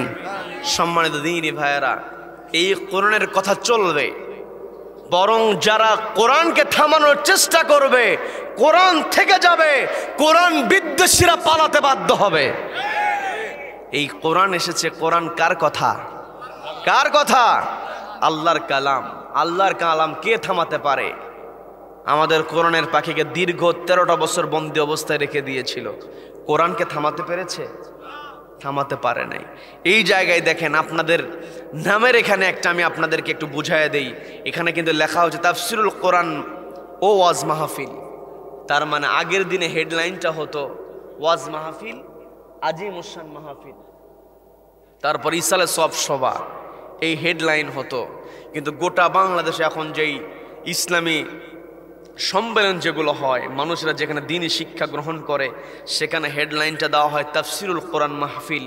এই তাফসিরুল কোরআন মাহফিল যিনি প্রতিষ্ঠা করেছেন তিনি হলেন শহীদ আল্লামা দেওয়াল হোসেন সাইদী রহমাতুল্লাহ আলাইহি। কথা বলেন ঠিক কিনা? তাকে চেয়েছিল থামিয়ে দেওয়ার জন্য, কিন্তু থামাতে পারে নাই। শেষ দিন পর্যন্ত তিনি জাতির সামনে চেহারাটাকে হাস্যোজ্জ্বল চেহারা দেখিয়ে তিনি দুনিয়া থেকে বিদায় হয়েছেন। কি কথা বলেন? ওয়া আলা রাব্বিহিম ইয়াতাওয়াক্কালুন। যারা আল্লাহকে ভয় করবে, আল্লাহর উপরে তাওয়াক্কুল করবে, এদের চেহারা থেকে কোন জালিম হাসি কেড়ে নিতে পারে না। কথা বলেন ঠিক কিনা? কোরআনের পাখি যেই দিন হসপিটালে অ্যাম্বুলেন্স থেকে তাকে নামানো হলো, তিনি অ্যাম্বুলেন্স থেকে নামলেন, আপনারা জানেন। তারপর বোঝানোর জন্য বলছি, অ্যাম্বুলেন্স থেকে নেমেই তিনি সবাইকে লক্ষ্য করে সালাম দিয়েছিলেন, এবং সালাম দেওয়ার পরে তিনি যে হাসিটা দিয়েছিলেন, তিনি বুঝিয়ে গিয়েছেন তোমরা যারা কোরআনের পক্ষে থাকবে, তোমাদের উপরে হাজার জুলুম চালালেও তোমরা হতাশ হবে না। ওয়া আলা রাব্বিহিম ইয়াতাওয়াক্কালুন। আল্লাহর উপরে ভরসা করবে। যারা আল্লাহর উপরে ভরসা করবে তাদের জন্য কোরআনের পাখির ওই শেষ হাসিটা হলো অনুপ্রেরণা। কথা বলেন ঠিক কিনা? কি কথা বলেন? সম্মানিত দিনী ভাইরা, যে কথা বলতে নিয়েছিলাম, আমাকে আপনাকে সচেতন হতে হবে। আমার আপনার পরিচয়টা হলো আমরা হলাম আল্লাহর গোলাম। নবীজির পরিচয়টা যখন আমরা দেই, ওয়া আশহাদু আন্না মুহাম্মাদান আবদুহু ওয়া রাসূলুহু, এই জায়গায় বোঝার বিষয় আছে। আমার আপনার সবচাইতে বড় পরিচয় হলো আমি আপনি কতটুকু আল্লাহর গোলাম হতে পেরেছি। নবীজি ছিলেন রাসূল, সর্বশ্রেষ্ঠ রাসূল ছিলেন। সেই রাসূল পরিচয়টা আল্লাহ পরে তুলে ধরলেন। আল্লাহ বললেন মুহাম্মাদান আবদুহু ওয়া রাসূলুহু। আল্লাহ কিন্তু বলতে পারতেন মুহাম্মাদার রাসূলুহু ওয়া আবদুহু, কিন্তু এখানে আল্লাহ তা শিখিয়ে দেন নাই। আল্লাহ নবীজির পরিচয় তুলে ধরলেন মুহাম্মাদান আবদুহু ওয়া রাসূলুহু। নবীজি রাসূল হওয়ার আগে কার গোলাম? তার মানে আমার আপনার পরিচয় যা কিছু হোক না কেন, সবার আগে আমার আপনার পরিচয় হলো আমি আপনি কতটুকু আল্লাহর গোলাম হতে পেরেছি। আল্লাহর গোলাম কতটুকু হতে পারলাম এটা নির্ভর করবে কতটুকু আমি আপনি আল্লাহকে ভয় করি। কি কথা বলেন? নবীজির সাহাবী রাফি ইবনে খাদিজ রাদিয়াল্লাহু তাআলা আনহু তার মামাকে গিয়ে বলতেছেন, মামা, নবীজি হয়তো আমাকে অল্প বয়স অনুমতি নাও দিতে পারে, কিন্তু আপনি যদি আমার জন্য তীরন্দাজ হিসাবে যদি নবীজির কাছে সুপারিশ করেন, নবীজি আমাকে তীরন্দাজের বিবেচনায় আমাকে অনুমতি দিতে পারেন। মামাকে সঙ্গে করে নিয়ে রাফি ইবনে খাদিজ রাদিয়াল্লাহু তাআলা চলে গিয়েছিলেন নবীজির সামনে। নবীজির সামনে যখন হাজির হলেন, নবীজি রাফি ইবনে খাদিজকে দেখে আবার মুস্কি হাসি দিলেন। নবীজির চেহারার মধ্যে সবসময় হাসি লেগেই থাকতো, বলেন না সুবহানাল্লাহ। নবীজি সবসময় তার চেহারার মধ্যে হাস্যোজ্জ্বল ভাব ছিল। আবু হুরায়রা রাদিয়াল্লাহু তাআলা আনহু তিনি বর্ণনা করছেন, আমি প্রচন্ড ক্ষুধার্ত, আমার পেটে ক্ষুধা, কিন্তু নবীজির চেহারার দিকে আমি তাকাতাম, আমি আমার পেটের ক্ষুধার কথা ভুলে যেতাম, বলেন না সুবহানাল্লাহ। নবীজির সুন্দর চেহারা, সবসময় নবীজি হাসতে হাসতে কথা বলতেন। নবীজির সামনে যখন রাফি ইবনে খাদিজ রাদিয়াল্লাহু তাআলা তার মামাকে নিয়ে হাজির হলেন, নবীজি মুস্কি হাসি দেওয়ার সঙ্গে সঙ্গে রাফি ইবনে খাদিজের মামাকে নবীজির পাশে গিয়ে বলছেন, ইয়া রাসূলুল্লাহ, ইয়া হাবিবাল্লাহ, আমার ভাগিনা এসে যুদ্ধের যাওয়ার জন্য অনুমতি চাইতে আপনার কাছে। আমার ভাগিনার বয়স কম, বয়সের বিবেচনায় আপনার কাছে যুদ্ধ অংশগ্রহণ অনুপযুক্ত মনে হতে পারে, আপনি তাকে অনুমতি নাও দিতে পারেন। কিন্তু আমার ভাগিনার ব্যাপারে একটা তথ্য আমি আপনার কাছে শেয়ার করি, সেটা হলো আমার ভাগিনা ছোট হলেও সে ভালো তীর নিক্ষেপ করতে পারে, বড় মানুষেরাও তার সঙ্গে তীর ধনুকের খেলায় হেরে যায়। আপনি যদি অনুমতি দেন, আমার ভাগিনা ওই যুদ্ধের ময়দানে যুদ্ধ করতে গিয়ে কাফেরদেরকে তীর নিক্ষেপ করে ধরাশায়ী করে ফেলবে। আল্লাহু আকবার। যখন মামা সুপারিশ করলেন, বিরক্ত হচ্ছেন নাকি? যখন মামা সুপারিশ করলেন, নবীজি রাফি ইবনে খাদিজের আকাঙ্ক্ষা বুঝতে পারলেন। নবীজি বললেন, ও রাফি, ঠিক আছে, তোমাকে আমি যুদ্ধে যাওয়ার অনুমতি দিয়ে দিলাম, যাও বাড়ি থেকে প্রস্তুত হয়ে আসো, উহুদের ময়দানে যেতে হবে। রাফি ইবনে খাদিজ রাদিয়াল্লাহু তাআলা আনহু তিনি বাড়ি থেকে প্রস্তুতি নিয়ে যুদ্ধের ময়দানে যাওয়ার জন্য হাজির হলেন। নবীজি রাফি ইবনে খাদিজকে অনুমতি দিয়েছেন, যুদ্ধের ময়দানে তিনি অংশগ্রহণ করলেন। নির্ধারিত জায়গায় তাকে সেট করে দেওয়া হলো। তার নির্ধারিত জায়গায় থেকে তিনি কাফেরদেরকে লক্ষ্য করে একের পর তীর তিনি নিক্ষেপ করছেন। তিনি যেই তীরগুলো নিক্ষেপ করছেন, এই তীরগুলো ব্যর্থ হয় না, কাফেরদেরকে ধরাশায়ী করে ফেলে, বলেন না সুবহানাল্লাহ। ছোট্ট মানুষ একের পর এক তীর নিক্ষেপ করছেন। রাফি ইবনে খাদিজের ছুড়ে দেওয়া তীর কাফেররা যখন ধরাশায়ী হয়ে যাচ্ছে, এমত অবস্থায় কাফেরদের মধ্যে থেকে একজন লক্ষ্য করে দেখলো, এই পাশ থেকে তো যেই তীরগুলো আসে, এই তীরগুলো তো আমাদেরকে ধরাশায়ী করে ফেলছে, কাজেই এই পাশে আগে আক্রমণ করতে হবে। কয়েকজন কাফের মিলে রাফি ইবনে খাদিজের সাইডটাকে টার্গেট করে নিল।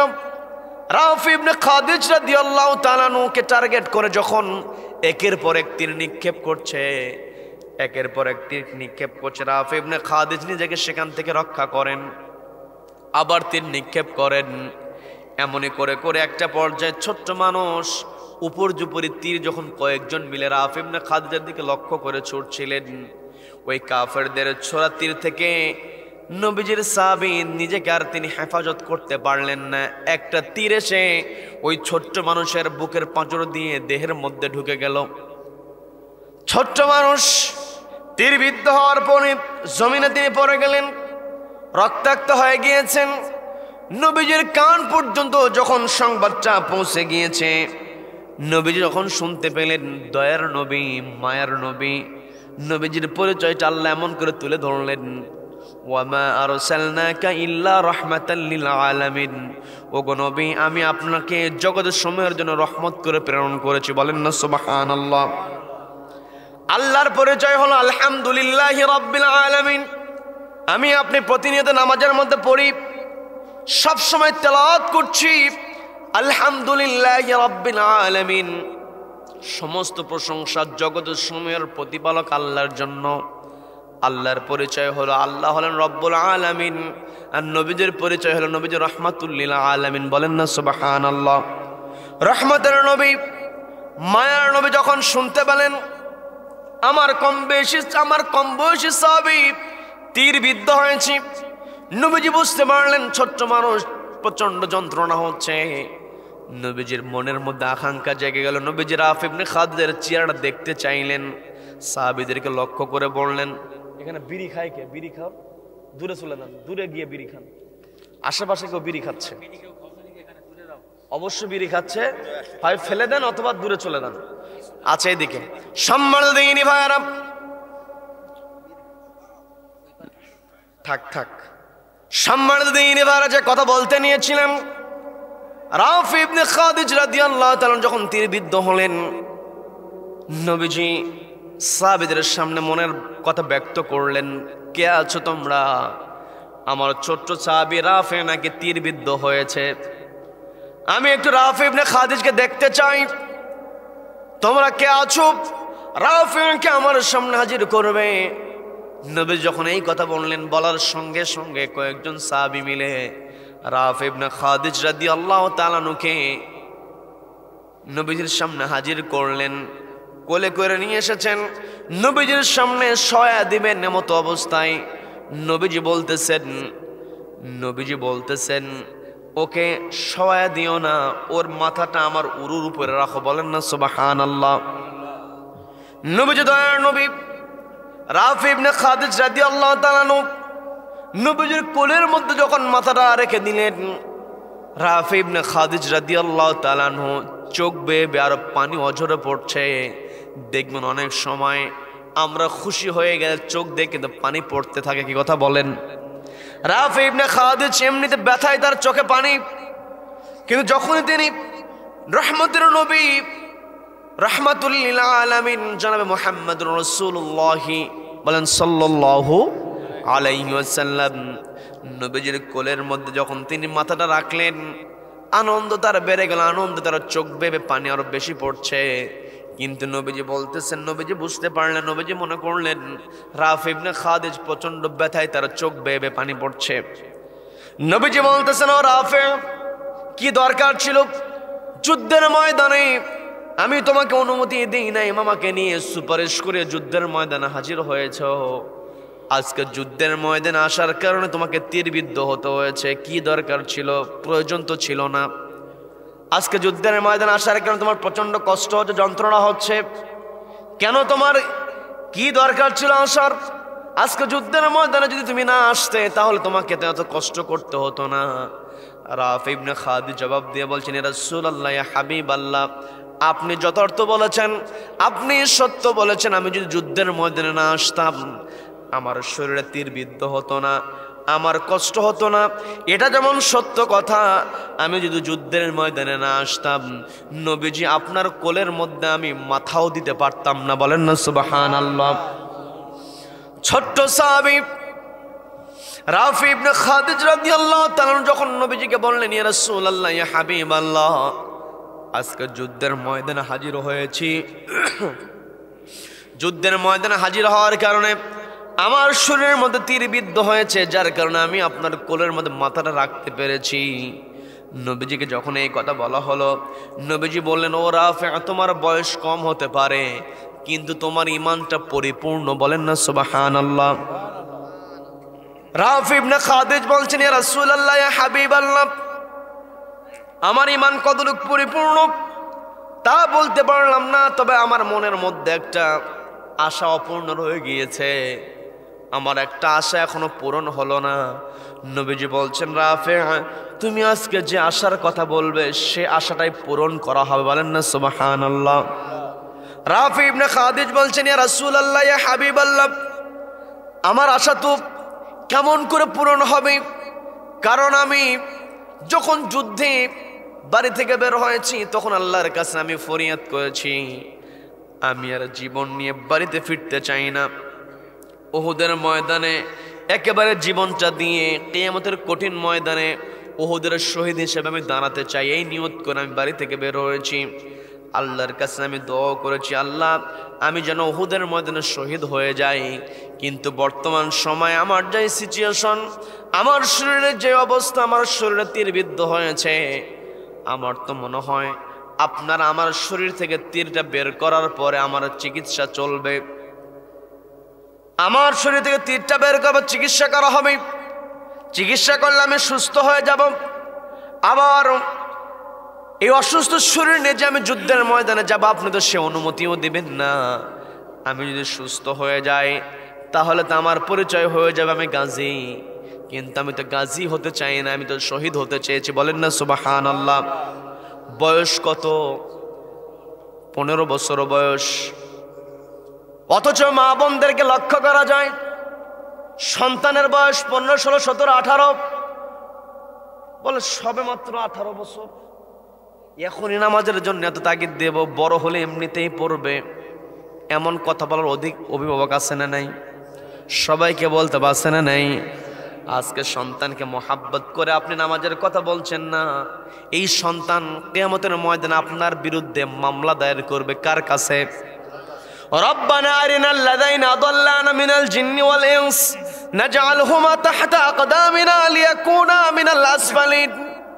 ওই দিন আমার আপনার সন্তান আমার আপনার বিরুদ্ধে আল্লাহর কাছে বলবে, আল্লাহ দুনিয়াতে ছিলাম যেই সমস্ত অভিভাবকেরা, যেই সমস্ত নেতারা আমাকে নামাজের নির্দেশনা দেয় নাই, অথচ আমার মুরব্বী ছিল, মুরব্বী পানা করেছে, কিন্তু প্রকৃত মুরব্বী পানা করতে পারে নাই, ওদেরকে দেখায়া দেন না জাআলহুমা, তাদেরকে বানায়া দেবেন না জাআলহুমা তাহতা আকদামিনা, আমাদের পায়ের নিচে ফেলবো এবং তাদের বুকের উপরে পা দিয়ে জাহান্নামে যাবো। বলেন নাউযু বিল্লাহ।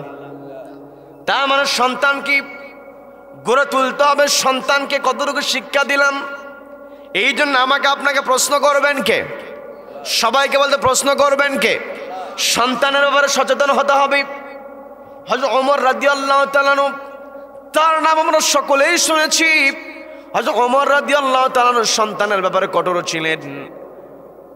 তার ছেলে আবু শাহামা অপরাধ করেছিল, অনিচ্ছাকৃত অপরাধ ছিল। এরপরও আমি লম্বা ঘটনার দিকে যাব না, আবু শাহামা অপরাধ করেছে, হযরত ওমর নিজে বেত্রাঘাত করেছে। কি কথা বলেন? কি কথা বলেন? সন্তানের মোহাব্বত, আমি আপনি সন্তানকে এত মোহাব্বত দেখাই। নবীজি বললেন সন্তানের বয়স যখন 7 বছর হবে নামাজের ট্রেনিং দাও, 10 বছরে নামাজ না বলে বেত্রাঘাত করো। নবীজি এমনিতেই বলেন নাই।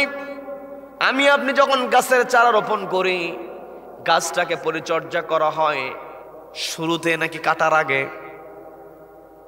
শুরুতেই কিন্তু কি করা হয়? পরিচর্যা করা হয়।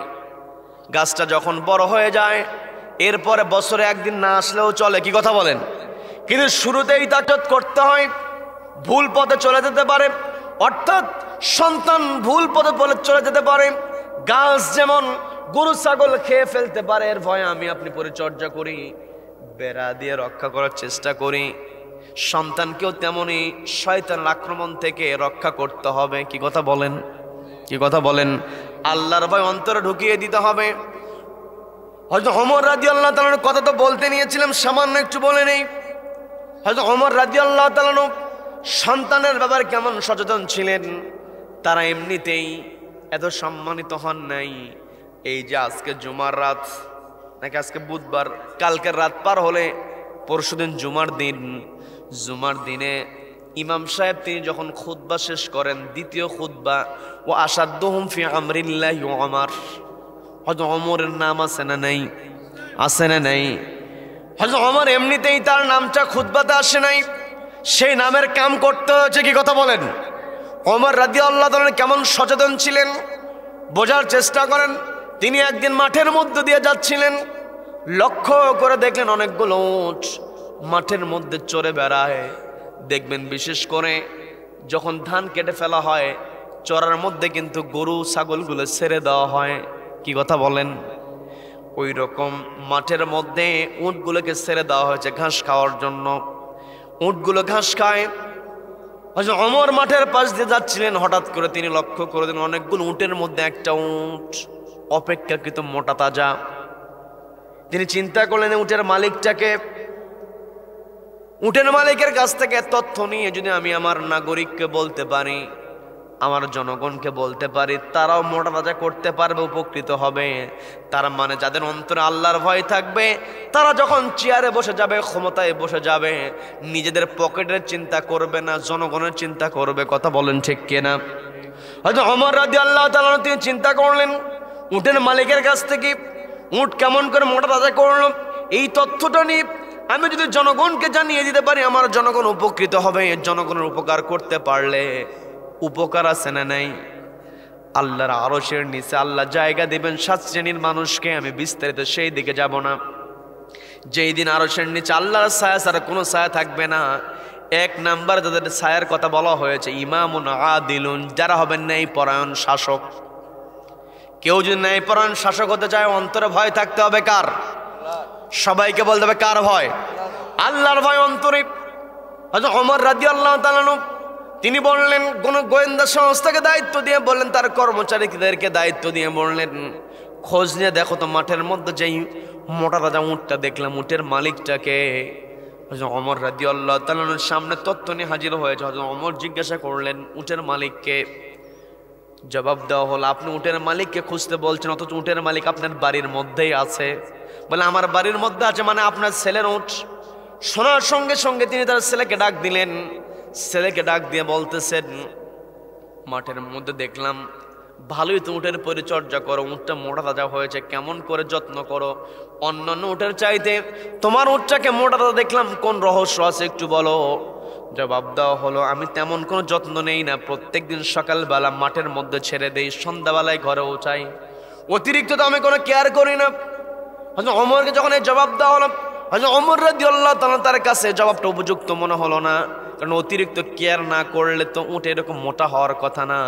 আবার সন্তান যে তার কাছে মিথ্যা কথা বলবে সেটাও তো না, কারণ হযরত ওমর সন্তানের ব্যাপারে ভালো জানেন।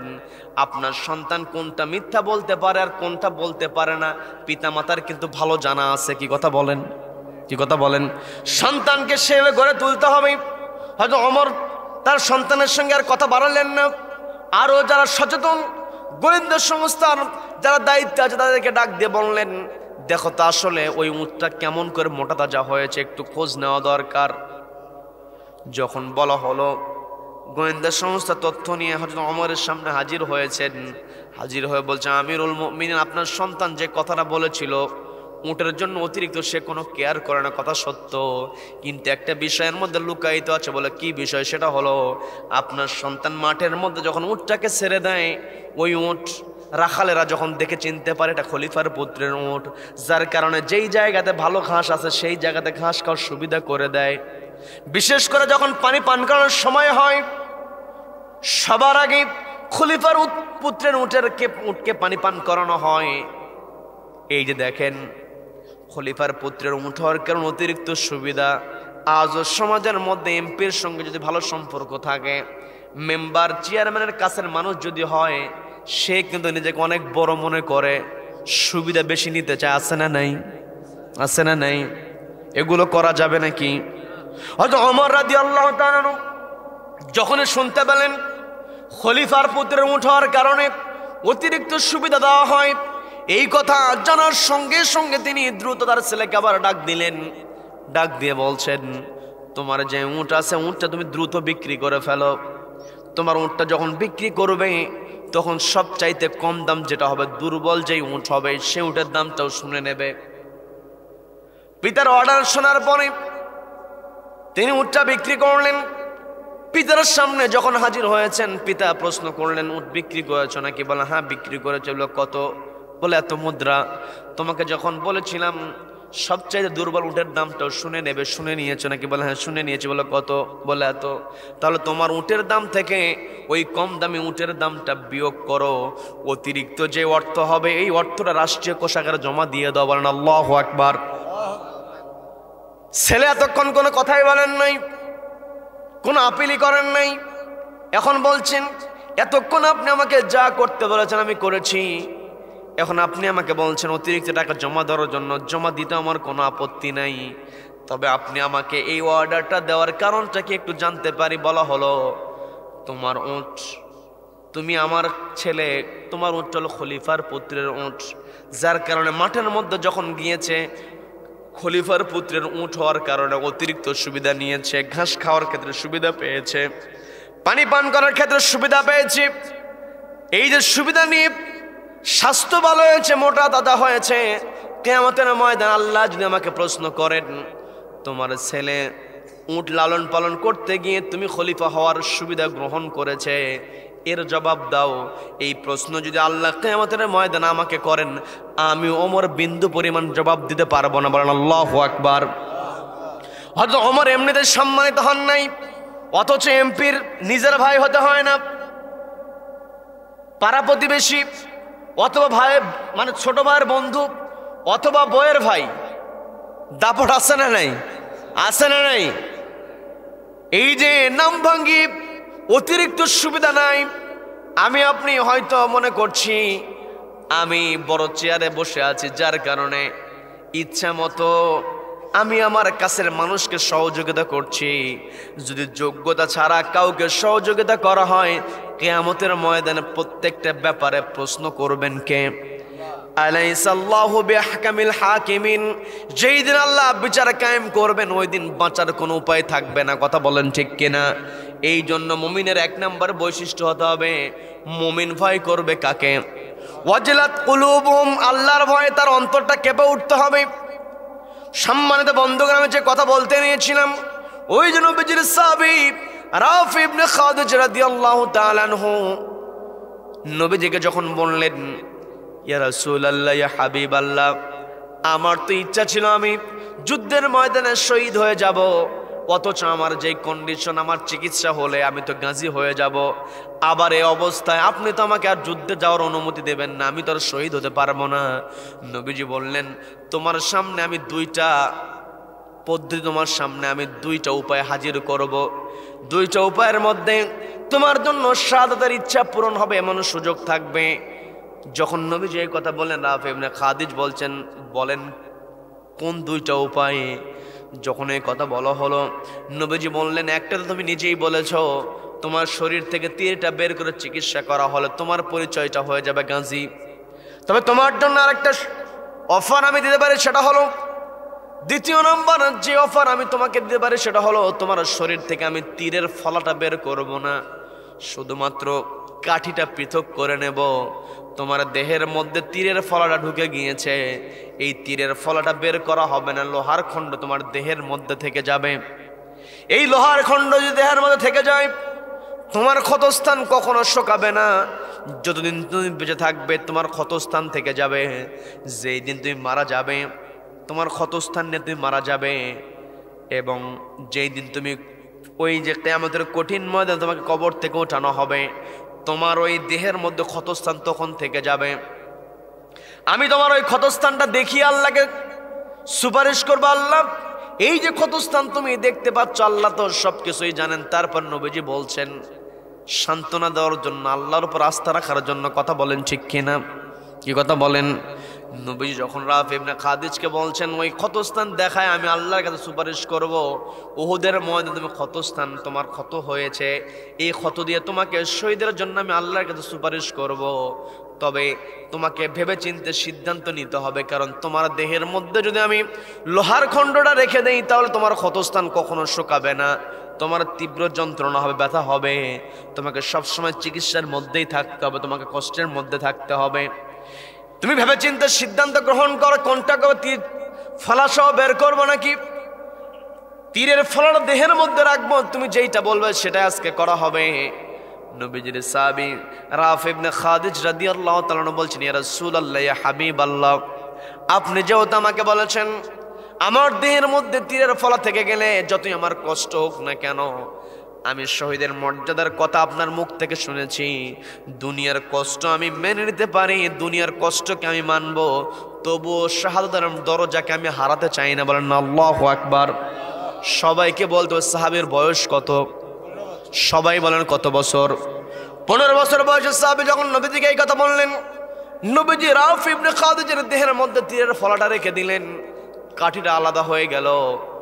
নবীজি যেই দিন রাফি ইবনে খাদিজের দেহের মধ্যে তীরের ফলাটা রেখে দিয়েছিলেন, সেই দিন তার বয়স ছিল 15 বছর। আর যেই দিন তিনি দুনিয়া থেকে বিদায় হয়েছেন, যেই দিন তিনি মৃত্যুবরণ করেছিলেন, সেই দিন তার বয়স ছিল 86 বছর। বলেন না সুবহানাল্লাহ। 86 থেকে যদি 15 বাদ দেওয়া হয়, এই যে 71 বছর তিনি যে দুনিয়াতে কষ্ট করেছেন একমাত্র কার সন্তুষ্টির জন্য? সবাইকে বলতে হবে কার সন্তুষ্টির জন্য? আল্লাহর সন্তুষ্টির জন্য। 71 বছর বয়স, 71 বছর পর্যন্ত রাফি ইবনে খাদিজ রাদিয়াল্লাহু তাআলা আনহু 1 বছর 2 বছর না, 71 বছর মানুষ তো খুঁজে পাওয়া যায় না। কি কথা বলেন? কি কথা বলেন? তিনি দুনিয়াতে জীবিত ছিলেন জীবন্ত শহীদ হয়েছিলেন। জীবন্ত শহীদের একজনের বর্ণনা খুঁজে পাওয়া যায়, তিনি হলেন রাফি ইবনে খাদিজ রাদিয়াল্লাহু তাআলা আনহু। রাফি ইবনে খাদিজ রাদিয়াল্লাহু তাআলা আনহু তিনি জীবন্ত শহীদ হয়েছিলেন। কষ্ট তিনি মেনে নিয়েছেন একমাত্র কাকে সন্তুষ্ট করার জন্য? কাকে সন্তুষ্ট করার জন্য? আল্লাহকে সন্তুষ্ট করার জন্য। কাজে এই পৃথিবীতে আমার আপনার একটাই টার্গেট, আমরা সবসময় সন্তুষ্টি চাইবো কার? সবাইকে বলতে সন্তুষ্টি চাইবো কার? আল্লাহর সন্তুষ্টি আমাকে আপনাকে চাইতে হবে। এই সন্তুষ্টি অর্জনের ক্ষেত্রে যদি আমাকে আপনাকে বিপদে পড়তে হয়, আমাকে আপনাকে রক্ত ঝরাতে হয়, আমাকে আপনাকে বিপদের সম্মুখীন হতে হলেও আমাকে আপনাকে ন্যায়ের পথে থাকতে হবে। কি কথা বলেন? কি কথা বলেন? অন্যায়ের সঙ্গে কখনো আপোষ করা যাবে না। নিজে যদি সরাসরি ভালো কাজ করতে নাও পারি, যারা ভালো কাজ করে তাদের পিছনে থাকতে হবে। কি কথা বলেন? কি কথা বলেন? সম্মানিত ভাইয়েরা, এই আয়াতটা বলে আমি আলোচনার শেষের দিকে যাব। রাত অনেক গভীর হয়ে গিয়েছে, শীতের রাত, আবার ফজরের নামাজ আমাকে আপনাকে খেয়াল করতে হবে। কি কথা বলেন? কি কথা বলেন? আল্লাহ বললেন পবিত্র কোরআনের 4 নম্বর সূরা, সবাইকে বলতে হবে কত নম্বর সূরা? 4 নম্বর সূরা, সূরা নিসার 85 নম্বর আয়াত আল্লাহ বলছেন, মান ইয়াশফা শাফাআতান হাসানাতান ইয়াকুল লাহু নাসীবুম মিনহা ওয়া মান ইয়াশফা শাফাআতান সাইয়্যাতান ইয়াকুল লাহু কিফলুম মিনহা। আল্লাহ বলছেন মান ইয়াশফা শাফাআতান হাসানা, যেই ব্যক্তি ভালো কাজের সুপারিশ করবে, ইয়াকুল লাহু নাসীবুম মিনহা, ভালো কাজে সুপারিশ করার কারণে তার আমলনামায় একটা সওয়াব যুক্ত হবে। বলেন না সুবহানাল্লাহ। ওয়া মান ইয়াশফা শাফাআতান সাইয়্যা, যেই ব্যক্তি খারাপ কাজে সুপারিশ করবে, ইয়াকুল লাহু কিফলুম মিনহা, সে সরাসরি খারাপ কাজ করবে না, কিন্তু খারাপ কাজের সমর্থন দেবে। নিজে সরাসরি খারাপ কাজ করবে না, কিন্তু খারাপ ব্যক্তির পিছনে দৌড়াবে। নিজে খারাপ কাজ না করলেও খারাপ ব্যক্তির পিছনে যাওয়ার কারণে ইয়াকুল লাহু কিফলুম মিনহা, তার আমল নামে গুনাহ যুক্ত হবে। নাউযু বিল্লাহ। তার মানে এই পৃথিবীতে আমাকে আপনাকে চলতে হবে, আমাকে আপনাকে নিজে ভালো কাজ করতে হবে, আর যারা ভালো কাজ করে তাদের সঙ্গেই থাকতে হবে। কি কথা বলেন? কি কথা বলেন? আমি আপনি যদি যারা খারাপ কাজ করে তাদের সঙ্গে যদি যাই, সরাসরি হয়তো আমি আপনি খারাপ কাজ করব না, কিন্তু খারাপ ব্যক্তিদের পিছনে থাকার কারণে, খারাপ কাজে সুপারিশ করার কারণে আমার আপনার আপন নামায় কিন্তু গুনাহ যুক্ত হবে। এই জন্য এই পৃথিবীতে আমার আপনার সম্পর্ক কার হবে, কার জন্য সুপারিশ করব, চিন্তা করার দরকার আছে না নাই? আছে না নাই? তার মানে কাকে আমি সুপারিশ করব, কার পক্ষে আমি থাকবো, আমাকে আপনাকে দেখতে হবে কার অন্তরে আল্লাহর ভয় আছে। যার অন্তরে আল্লাহর ভয় আছে তার সঙ্গে আমার সম্পর্ক হবে, তাকে নেতৃত্বে জায়গায় দিতে হবে। কথা বলেন ঠিক কিনা?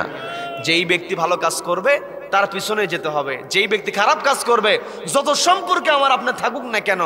নবীজির সাহাবীরা যুদ্ধের ময়দানে অংশগ্রহণ করেছেন। বদর যুদ্ধে বাপ পিতার বিরুদ্ধে, বাপ তার সন্তানের বিরুদ্ধে, সন্তান তার বাবার বিরুদ্ধে যুদ্ধ করেছে। কি কথা বলেন? কি কথা বলেন? আবু বকর রাদিয়াল্লাহু তাআলার ছেলে আব্দুর রহমান রাদিয়াল্লাহু তাআলা, তিনি তখন ইসলাম কবুল করেন নাই। বদরের প্রান্তরে তিনি বাবার বিরুদ্ধে যুদ্ধ করেছেন।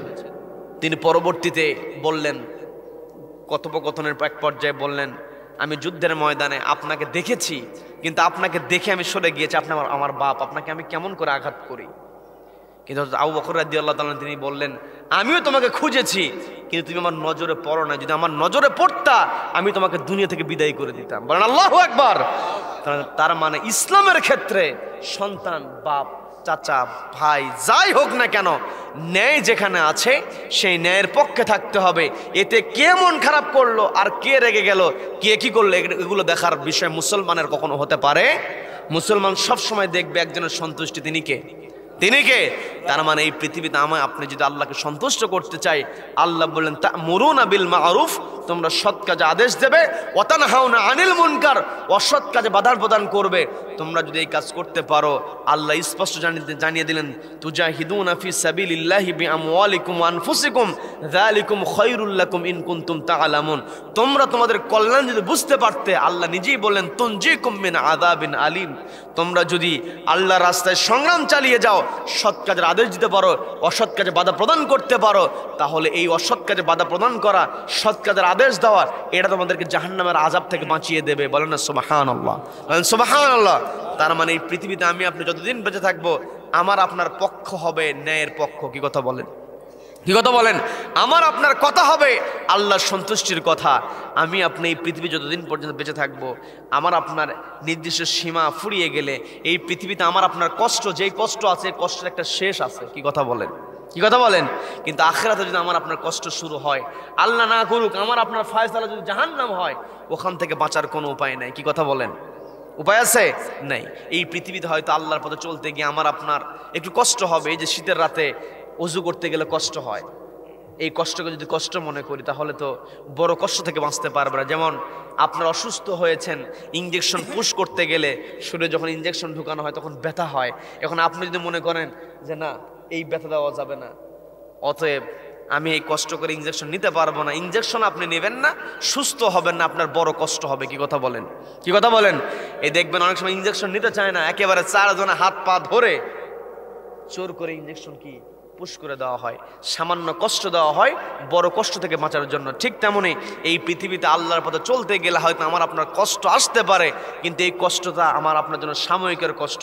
এই কষ্টে যদি আমি আপনি যদি ওয়ালা রব্বিহিম ইয়াতাওয়াক্কালুন, আল্লাহর উপর তাওয়াক্কুল করতে পারি, তাহলে এই কষ্টকে কখনো কষ্ট মনে হবে না। কথা বলেন ঠিক কিনা? বেলাল রাদিয়াল্লাহু তাআলা আনহু কত কষ্ট হয়েছে, তারপরে খুবাইব রাদিয়াল্লাহু তাআলা আনহু, খাব্বাব রাদিয়াল্লাহু তাআলা আনহু, খাব্বাব রাদিয়াল্লাহু তাআলা আনহুকে তো জ্বলন্ত আঙ্করার পর তাকে রেখে দেওয়া হয়েছে।